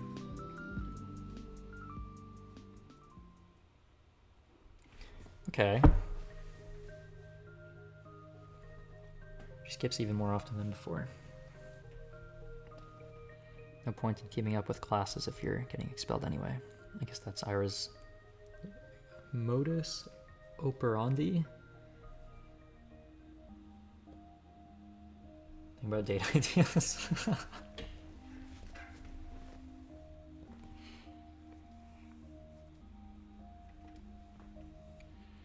To some degree, I understand it, but I still wish she showed her face from time to time, if only for one lesson. Probably wouldn't talk even if she came. It's not something we ever do in class, so I don't expect anything in that regard. Just seeing the back of her head would be enough. What's with you, Shubina? Huh? You're all smiles. Finally taking my advice to heart. What advice? Not looking like you're about to... okay. It's great to see it, really. Yes? I can grow up. Yes, it is great. I'm so proud of you. How about brushing your hair next? The grin makes you look like a... What does that mean? Thanks, Vadim. I don't need to know what that means to know that's not a compliment. I'll do that. You're welcome. Grabs my English notebook off the table. Payment for my services. His friends chuckle along. I couldn't care less about that, even though she's in here today. I don't mind. I know we're going to see each other soon. I'm going to do everything I can to bump into Ira again. I'll walk the whole town up and down so that we see each other. I'll scour every corner of this place to find her. Perhaps I'm being overly reliant on the universe's kindness. At the end of the day, even if I walk into all the possible routes, there's no guarantee I'll run into Ira. Finally broke his shield. Nice. But I want to believe. No, I'm convinced the world is merciful. So if I try my hardest, maybe my efforts will be rewarded. Of course, it's an entitled way of thinking, but there's also so little time left. Too little time. I need to make the most of it. I'll make as many memorable moments as I can while Ira's here. I'll make every encounter count. I'll fill this measly scrap of time with wonderful things. Ira. Hi. God. Oh, Jesus, it's you. She sighs with a mixture of relief and irritation. I barely hold in a giggle. I'm so glad to see her. It worked, it really worked. I spot Ira between the rows of garages in the edge of town. She's crouching down by the wooden wall, hugging a thermos with one hand and holding a cigarette in the other. What are you doing here? What does it look like? Meditating? Wrong answer.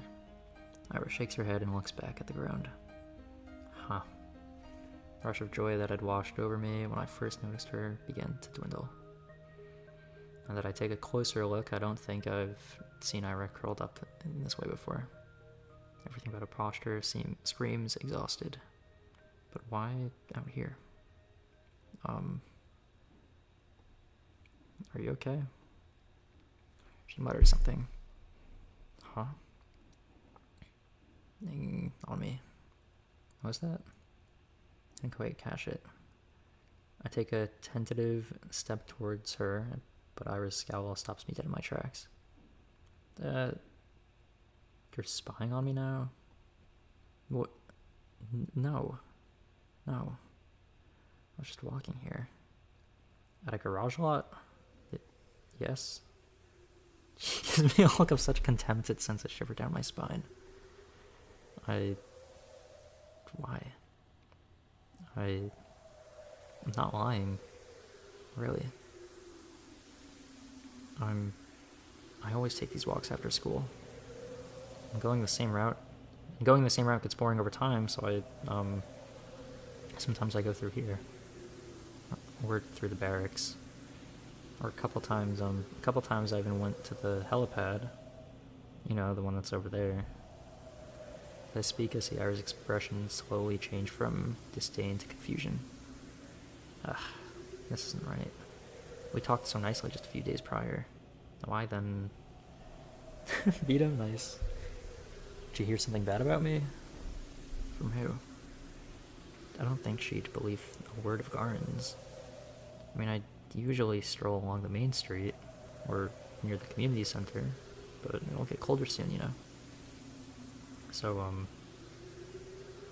it's better to enjoy the outdoors while you can, right? I just keep speaking, hoping she'll stop being mad at me. I need to keep going, I need to keep talking, because that's what I wanted to do with her.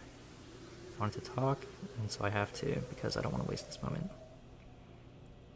We can recover from this, I can cheer her up, and we will clear everything up, and she won't think that I'm some creep.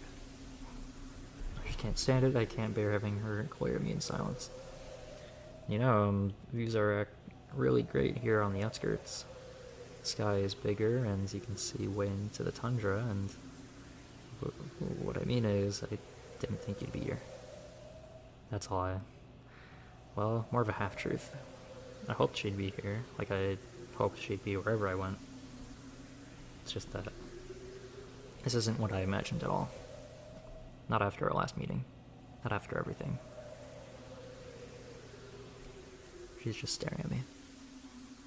She's just staring at me for a moment. Her eyes soften. But then she closes them as if just looking at me was wearing her out. She takes a drag and turns away from me.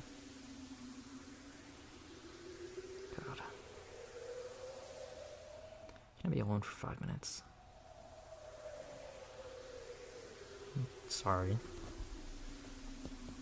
Wait for her to respond with something like, why are you apologizing again? Cut it out. Or even just, whatever, it's fine. She doesn't say anything. I'm sorry. I'll just be going then. Goodbye. Silence. I walk away. Cold wind blows on my face. Okay, hold on for a second. There's no way that's because of something that Asya did. I don't think anyone's... I don't think anyone in this story right now is yandere. I mean, that was definitely just an accident, though. Like, I feel like there had to be something else bothering Ira for her to react that way, though.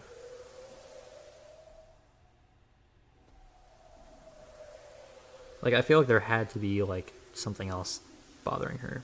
But then Asya, being Asya, thinks it's her fault.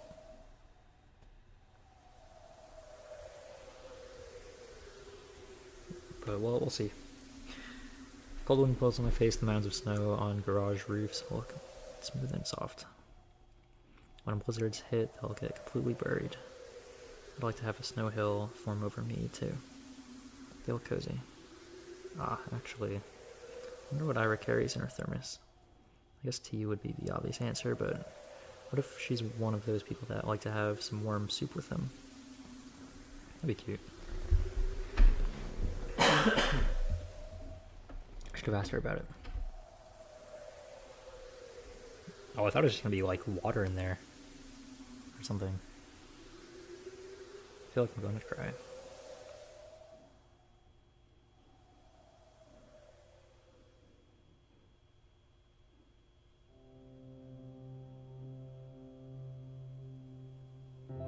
Hey, you got plans for New Year's?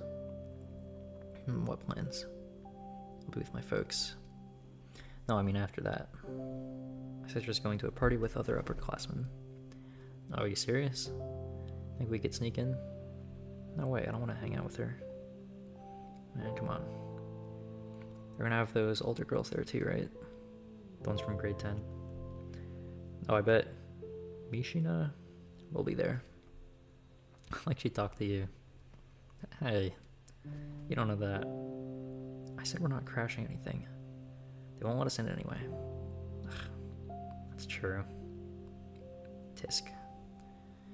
Where are we going then? Whose place? Not mine. We've got Grandma coming over. I can't host. You? Me neither. Vadium? No way. It's been kind of tired recently. Oh, really? Yeah. It's whatever though. Work stuff, I guess. I hear you. Mom's also out of it. All the adults are pretty stressed, huh? Figures. It's the end of the year. Right. It's almost New Year's. It's a shame, but I don't feel festive at all. I'll need to help Mom decorate the house. Should I remind her about that? It feels like all of us kind of forgot about the holidays. At least I did. Well, maybe I didn't really forget. The end of the year has been looming on the back of my mind, but not as a cause for celebration. All I could think about were the days counting down to the moment Ira would move away. Ira. She's absent again. Not surprised. I just really wish that I could clear things up with her. Not sure how, but I have to. Maybe I should apologize again? Ooh, I have an idea slash theory. When it does this thing, when it shifts to this perspective, or not perspective, but like this kind of, this page looking format, I feel like this might be the poetry being written in the diary.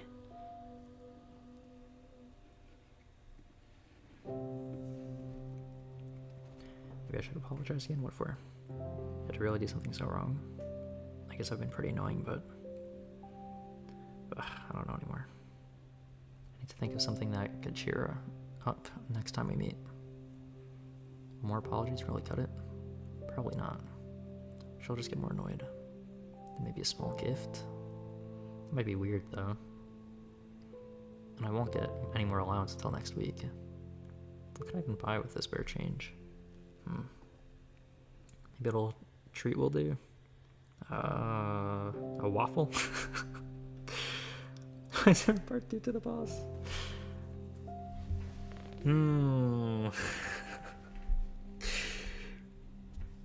Well, as long as you don't lose a clash, should be fine. A waffle? Would you like a waffle? Arr. What the hell? She's not a freaking dog. Why does my mind always go to some weird place with her? Gosh, I should just shut up. Focus on something else. It's just so different to do these days. Difficult to do. Difficult. But I've got to try. Inhale. Exhale.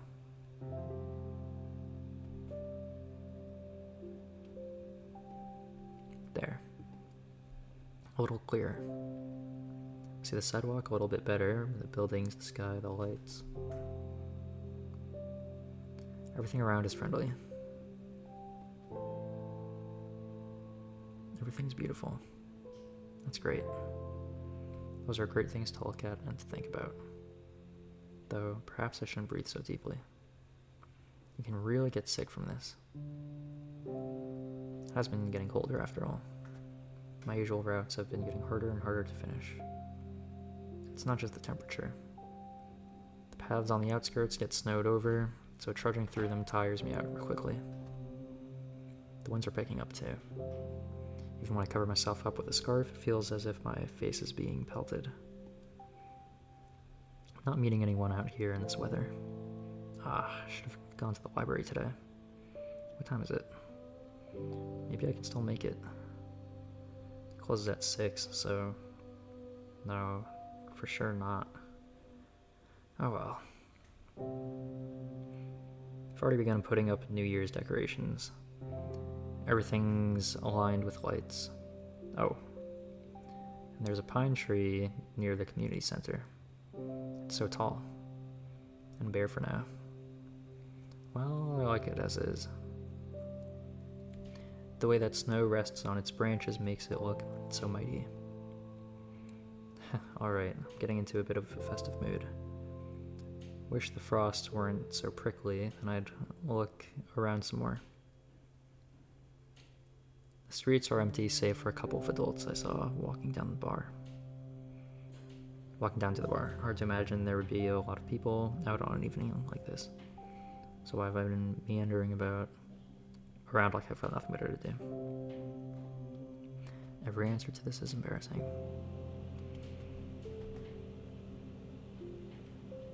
The inside of our apartment block is a warm and muddy orange. There's no elevator, but then again, it's only 5 floors. I make my way upstairs. Ideas forming in my head. An obvious solution to the problem I've been having. It's perfect. I have a perfect plan for everything. There's our door. It's kind of uninviting.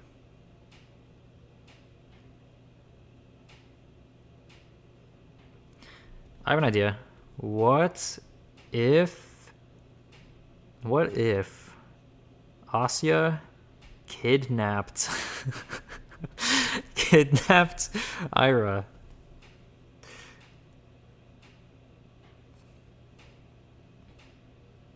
But that's just my opinion. Her dad's guests find it quite welcoming. Though judging by how quiet it is, I turn the key and enter.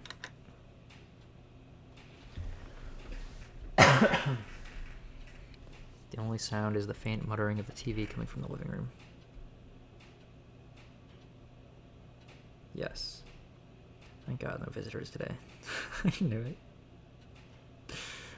Hang my wet coat up to dry, take off my shoes, and quietly go down the corridor. Hi, Dad. I mean, well, there's no confirmation that she kidnapped Ira.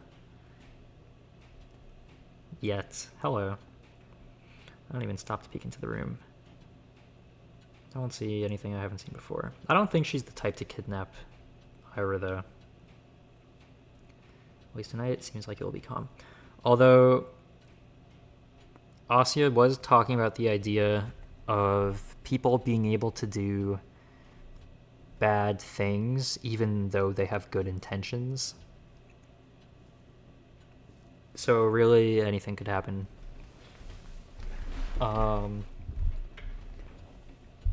Okay, I don't even stop to peek into the room. I won't see anything I haven't seen before, at least tonight. Seems like it will be calm. I wash my hands. When I exit the bathroom, I hear a soft voice from the kitchen. Out with friends again? Mm-hmm. Hi. Mom nods her head, staring in front of her. She's smoking again. I go in and open the window, then turn on the light. She squints from the sudden brightness. You want some tea? I'm setting the kettle. She shakes her head. I sit opposite of her and wait for the water to boil. She's not saying anything, and neither am I.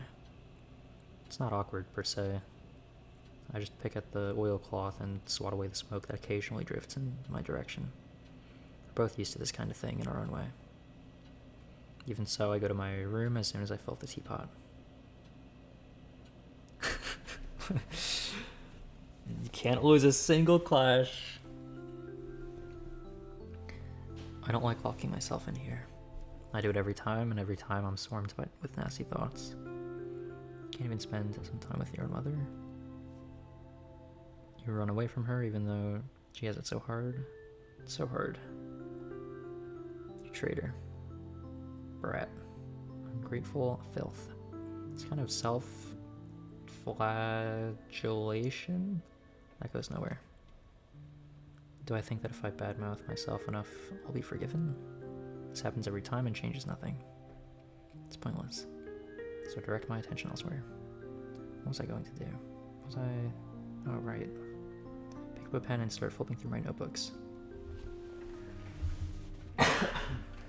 Her asked me to write a poem.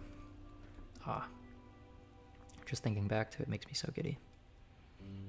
She said it. She told me she liked it. Ira likes my poems. Ha ha ha ha ha. Nobody's ever told me that before. Has ever said that to me before. Well, Tozia did, but that was years ago. That poem. The one that Garn read. What did she like about it? Maybe I should have asked. Where was it? That's it. Сырая черная земля, не обнимай меня так нежно, не рви наряд свой белоснежный и спи спокойно. Только я буду царапаться и биться, а иней пусть себе искрится, и пусть летят по небу птицы, и светит бледная заря.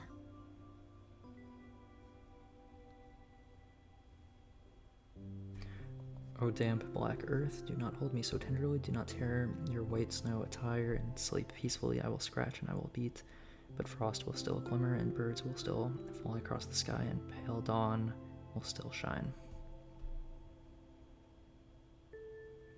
Gah. It's so lame. I can't blame them for laughing. If anything, Garn was too nice. But at least she liked it. For some freaking reason, I liked it, so maybe it's not all bad. Maybe I can make something worthwhile. At least worthwhile in Ira's eyes. That's all I really need. She got angry at me last time I saw her. I don't know why. I messed up a lot. Really messed up a lot. I doubt she was in a bad mood because of me. But, definitely didn't help. But now I will. Maybe if I do this, she won't be mad anymore. I've been really trying since that day.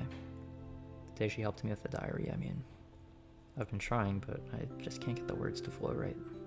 Today, though, I really want to do this today. I think I can do it. Ha. Like a kid that only does their homework when their parents yell at them. I don't even know when she will show up to school again. Bumping into her on the street is a tough bet, especially with this weather. Well, I'll try anyway.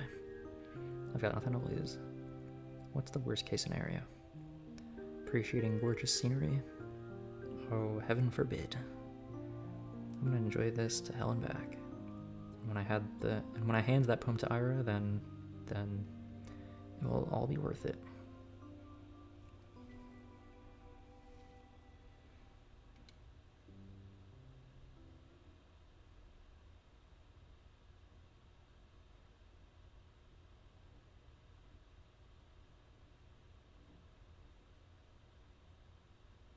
Ow.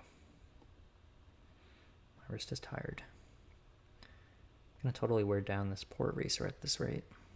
I've gotta remember to buy a new one. It's just a bit annoying. Even though I ask my classmates to be more cheerful, they always forget about it. I didn't used to do that before. But now, whenever I lend a textbook to someone, I specifically ask them to not doodle in it. Despite that, they always come back with crude drawings all over. You can't hand them back to the library like that.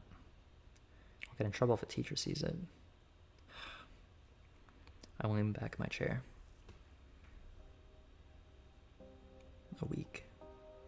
That's how long it has been since I've last seen her. It's not exactly new for her to skip several days at a time, but a whole week. Nobody else seems to be bothered, though. I shouldn't be either. It's not her job to be my, I don't want to call her pit bull. Either way, it's nothing new. Nothing new, nothing bad. Maybe Ira is taking in the town she's grown to love. Who knows when she'll return here after she moves out. I get that. I would do the same, but still.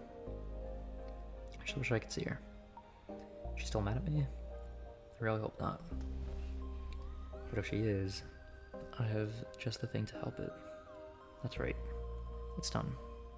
I wrote Ira a poem. I wonder how she'll react. I wonder if she'll like it. I really hope she likes it. Maybe she'll smile. Or what if she gets flustered? That would be so cute. I want to see her make that face again. I keep walking around. I don't really expect to see her at this point. It just feels like a duty I need to fulfill. Like a soldier patrolling the streets. Whoa, that sounds pretty cool. It's not like the weather is harsh all the time. Real colds will settle in a couple of weeks. The wind can get annoying after a few hours, but aside from that, it's bearable. It's pretty.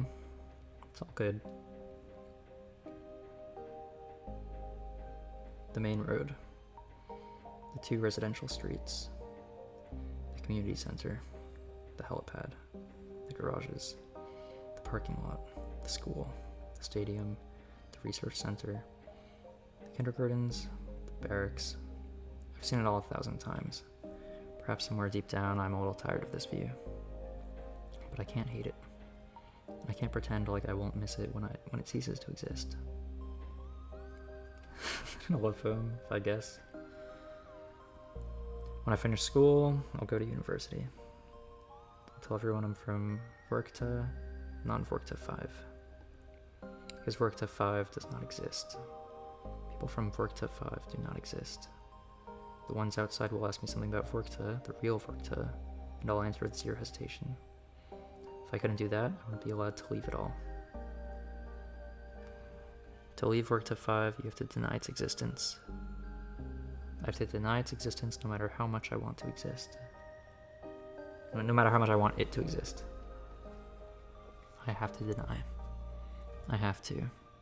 I have to.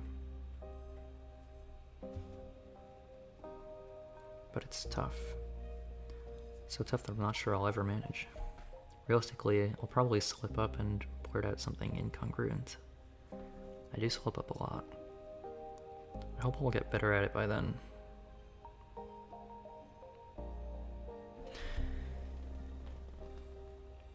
Yeah, it's not sure what is happening right now. I don't know how that work to 5 thing was brought up. Maybe I should stop. I'll lower my scarf and take a big breath. Ouch. I'm seriously gonna catch cold from this. But at least my head feels really clear.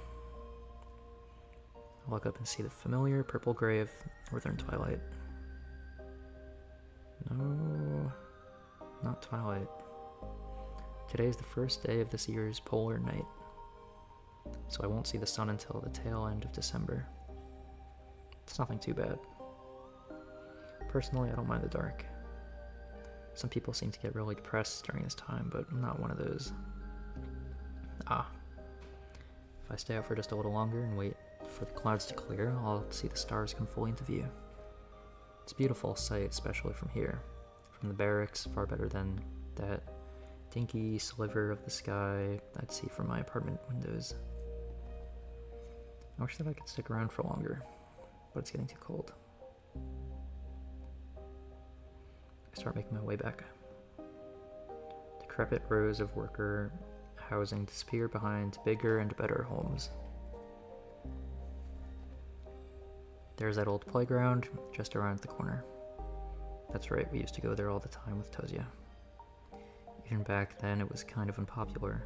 They built a newer one just 5 minutes away, so we often got to have the whole thing to ourselves. I guess that's why we liked the place. Somehow, today feels quieter than ever. I can hear a faint clinking sound as the wind passes through the swing set chains. I slow down. There's a figure sitting on the frozen merry-go-round. A drunkard? No, we don't have those kinds of people here. At least not out and about on the streets. And the frame doesn't seem like it belongs to a man either. I approach, gently making my way through the snow. My Valenki sink into it with almost no resistance, almost zero sound. When was the last time we've had snow this soft? I don't remember. But perhaps I've stopped noticing the crunch of ice under my feet. Perhaps it's me being too focused on the person I've now recognized. It's Ira.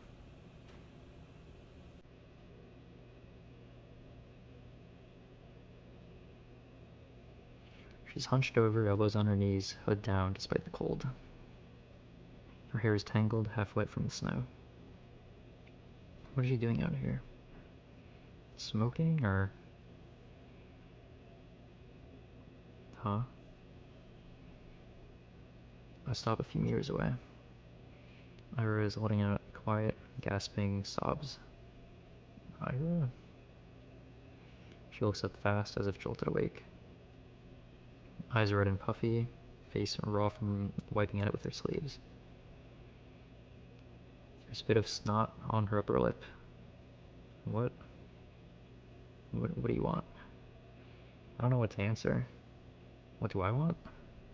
All I can think about is how I've never seen a person look so small.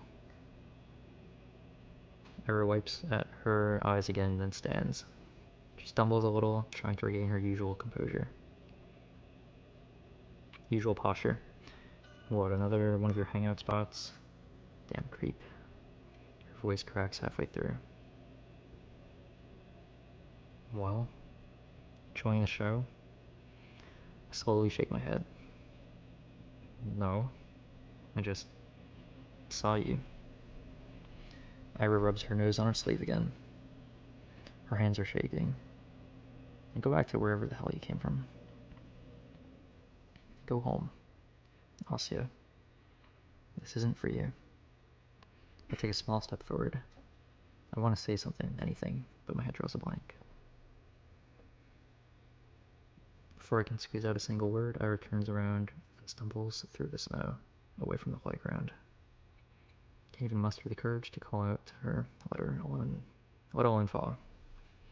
actively watch as Ira finishes into the valley. If not for her footprints, I'd believe she was never even there. What happens? That's the question. The snow keeps falling. A feeling I've long forgotten swells inside me. I've learned to not acknowledge it, so it got buried many layers deep. The hollow space inside my chest grows darker. The sky is full of what? The world's looking down on me, but not in the way other people do. It's kind and gentle, and I don't feel small under its gaze. Its eyes are purple and tender.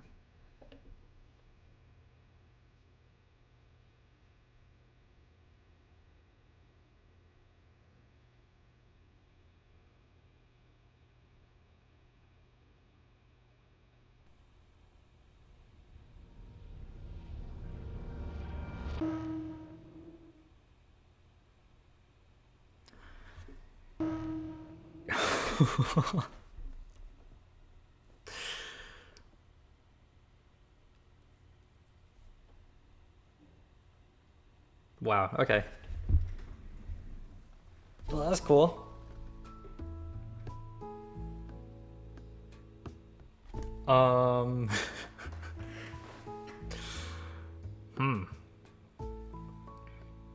Wow.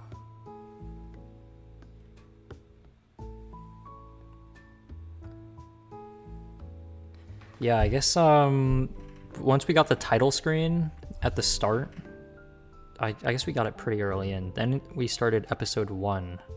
So I guess there's I'll see. How many episodes are there? Okay, that is the wrong thing.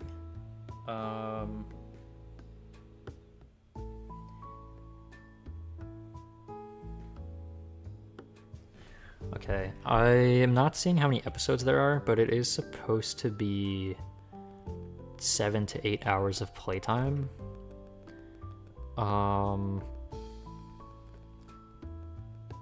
I kind of want to potentially call it here for now, because my throat from reading all this is kind of dying. All episode took 3 hours. Yeah, it did take quite a while.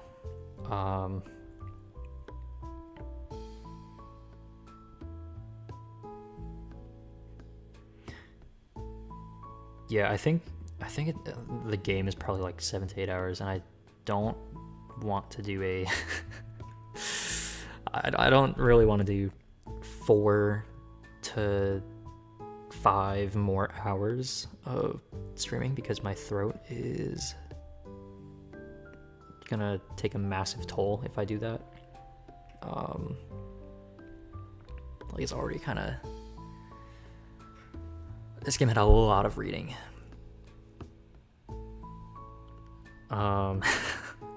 Yeah, I need to let my throat take a break. My voice needs to rest.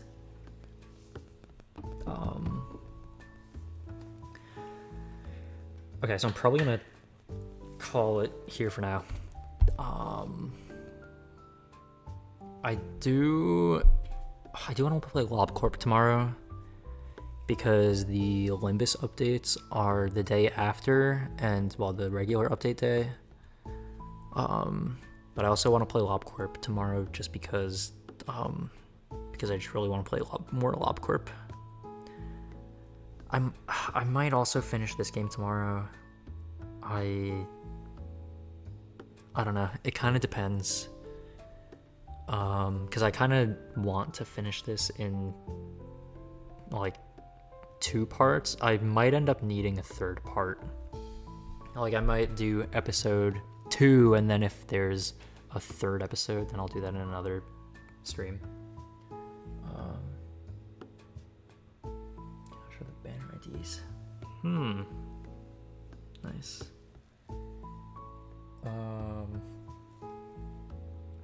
But yeah, there's gonna be the Olympus streams for the ID for the Song ID coming up, and I do want to play more LobCorp, hopefully soon. But yeah, that's gonna be all for now. But yeah, this game was cool.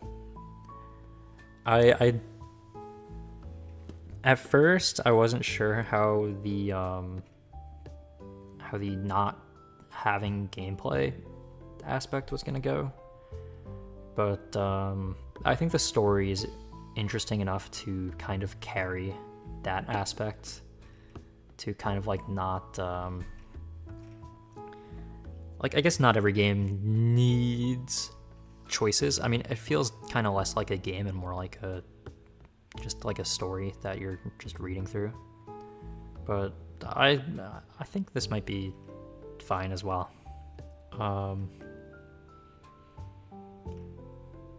Because yeah, it's not like it's our decisions, it's the characters' decisions, and we're just here to watch their story.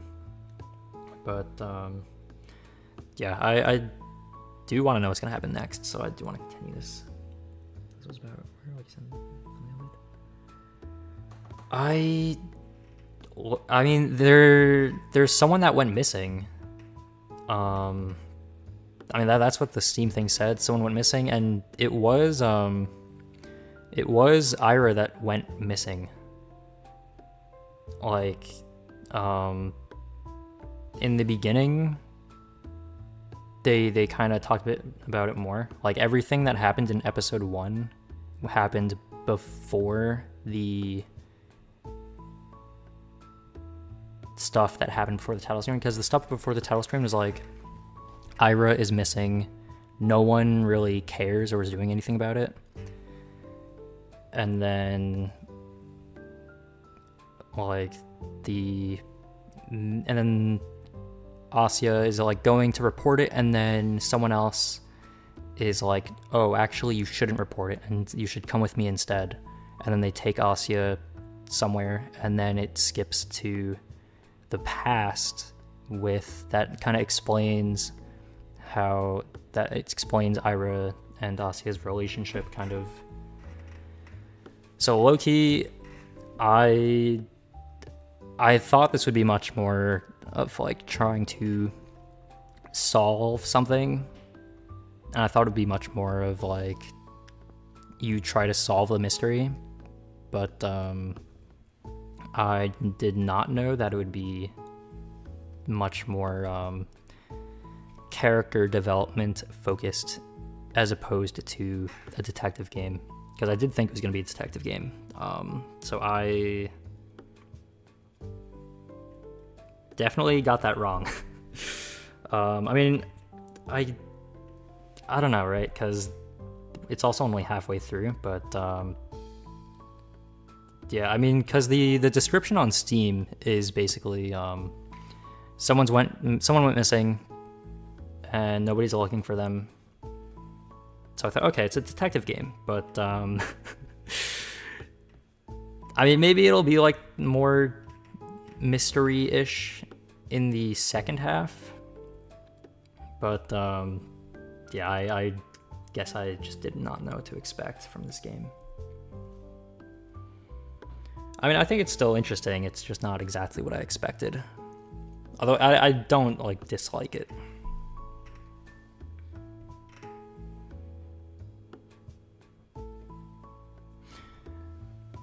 Yeah, I think I'm interested enough in the story to want to see where it goes. Like, so I'll probably play it again sometime. I don't know if that'll be tomorrow, if that'll be in a week or two. I don't know. But probably another time I'll finish it. But yeah, I mean, because also I just really want to play LobCorp again. Because I've been enjoying LobCorp a lot, so I do want to do that as soon as I can. But yeah, alright, that's gonna be all for now. Thanks to anyone that stopped by, and have a good one. Alright.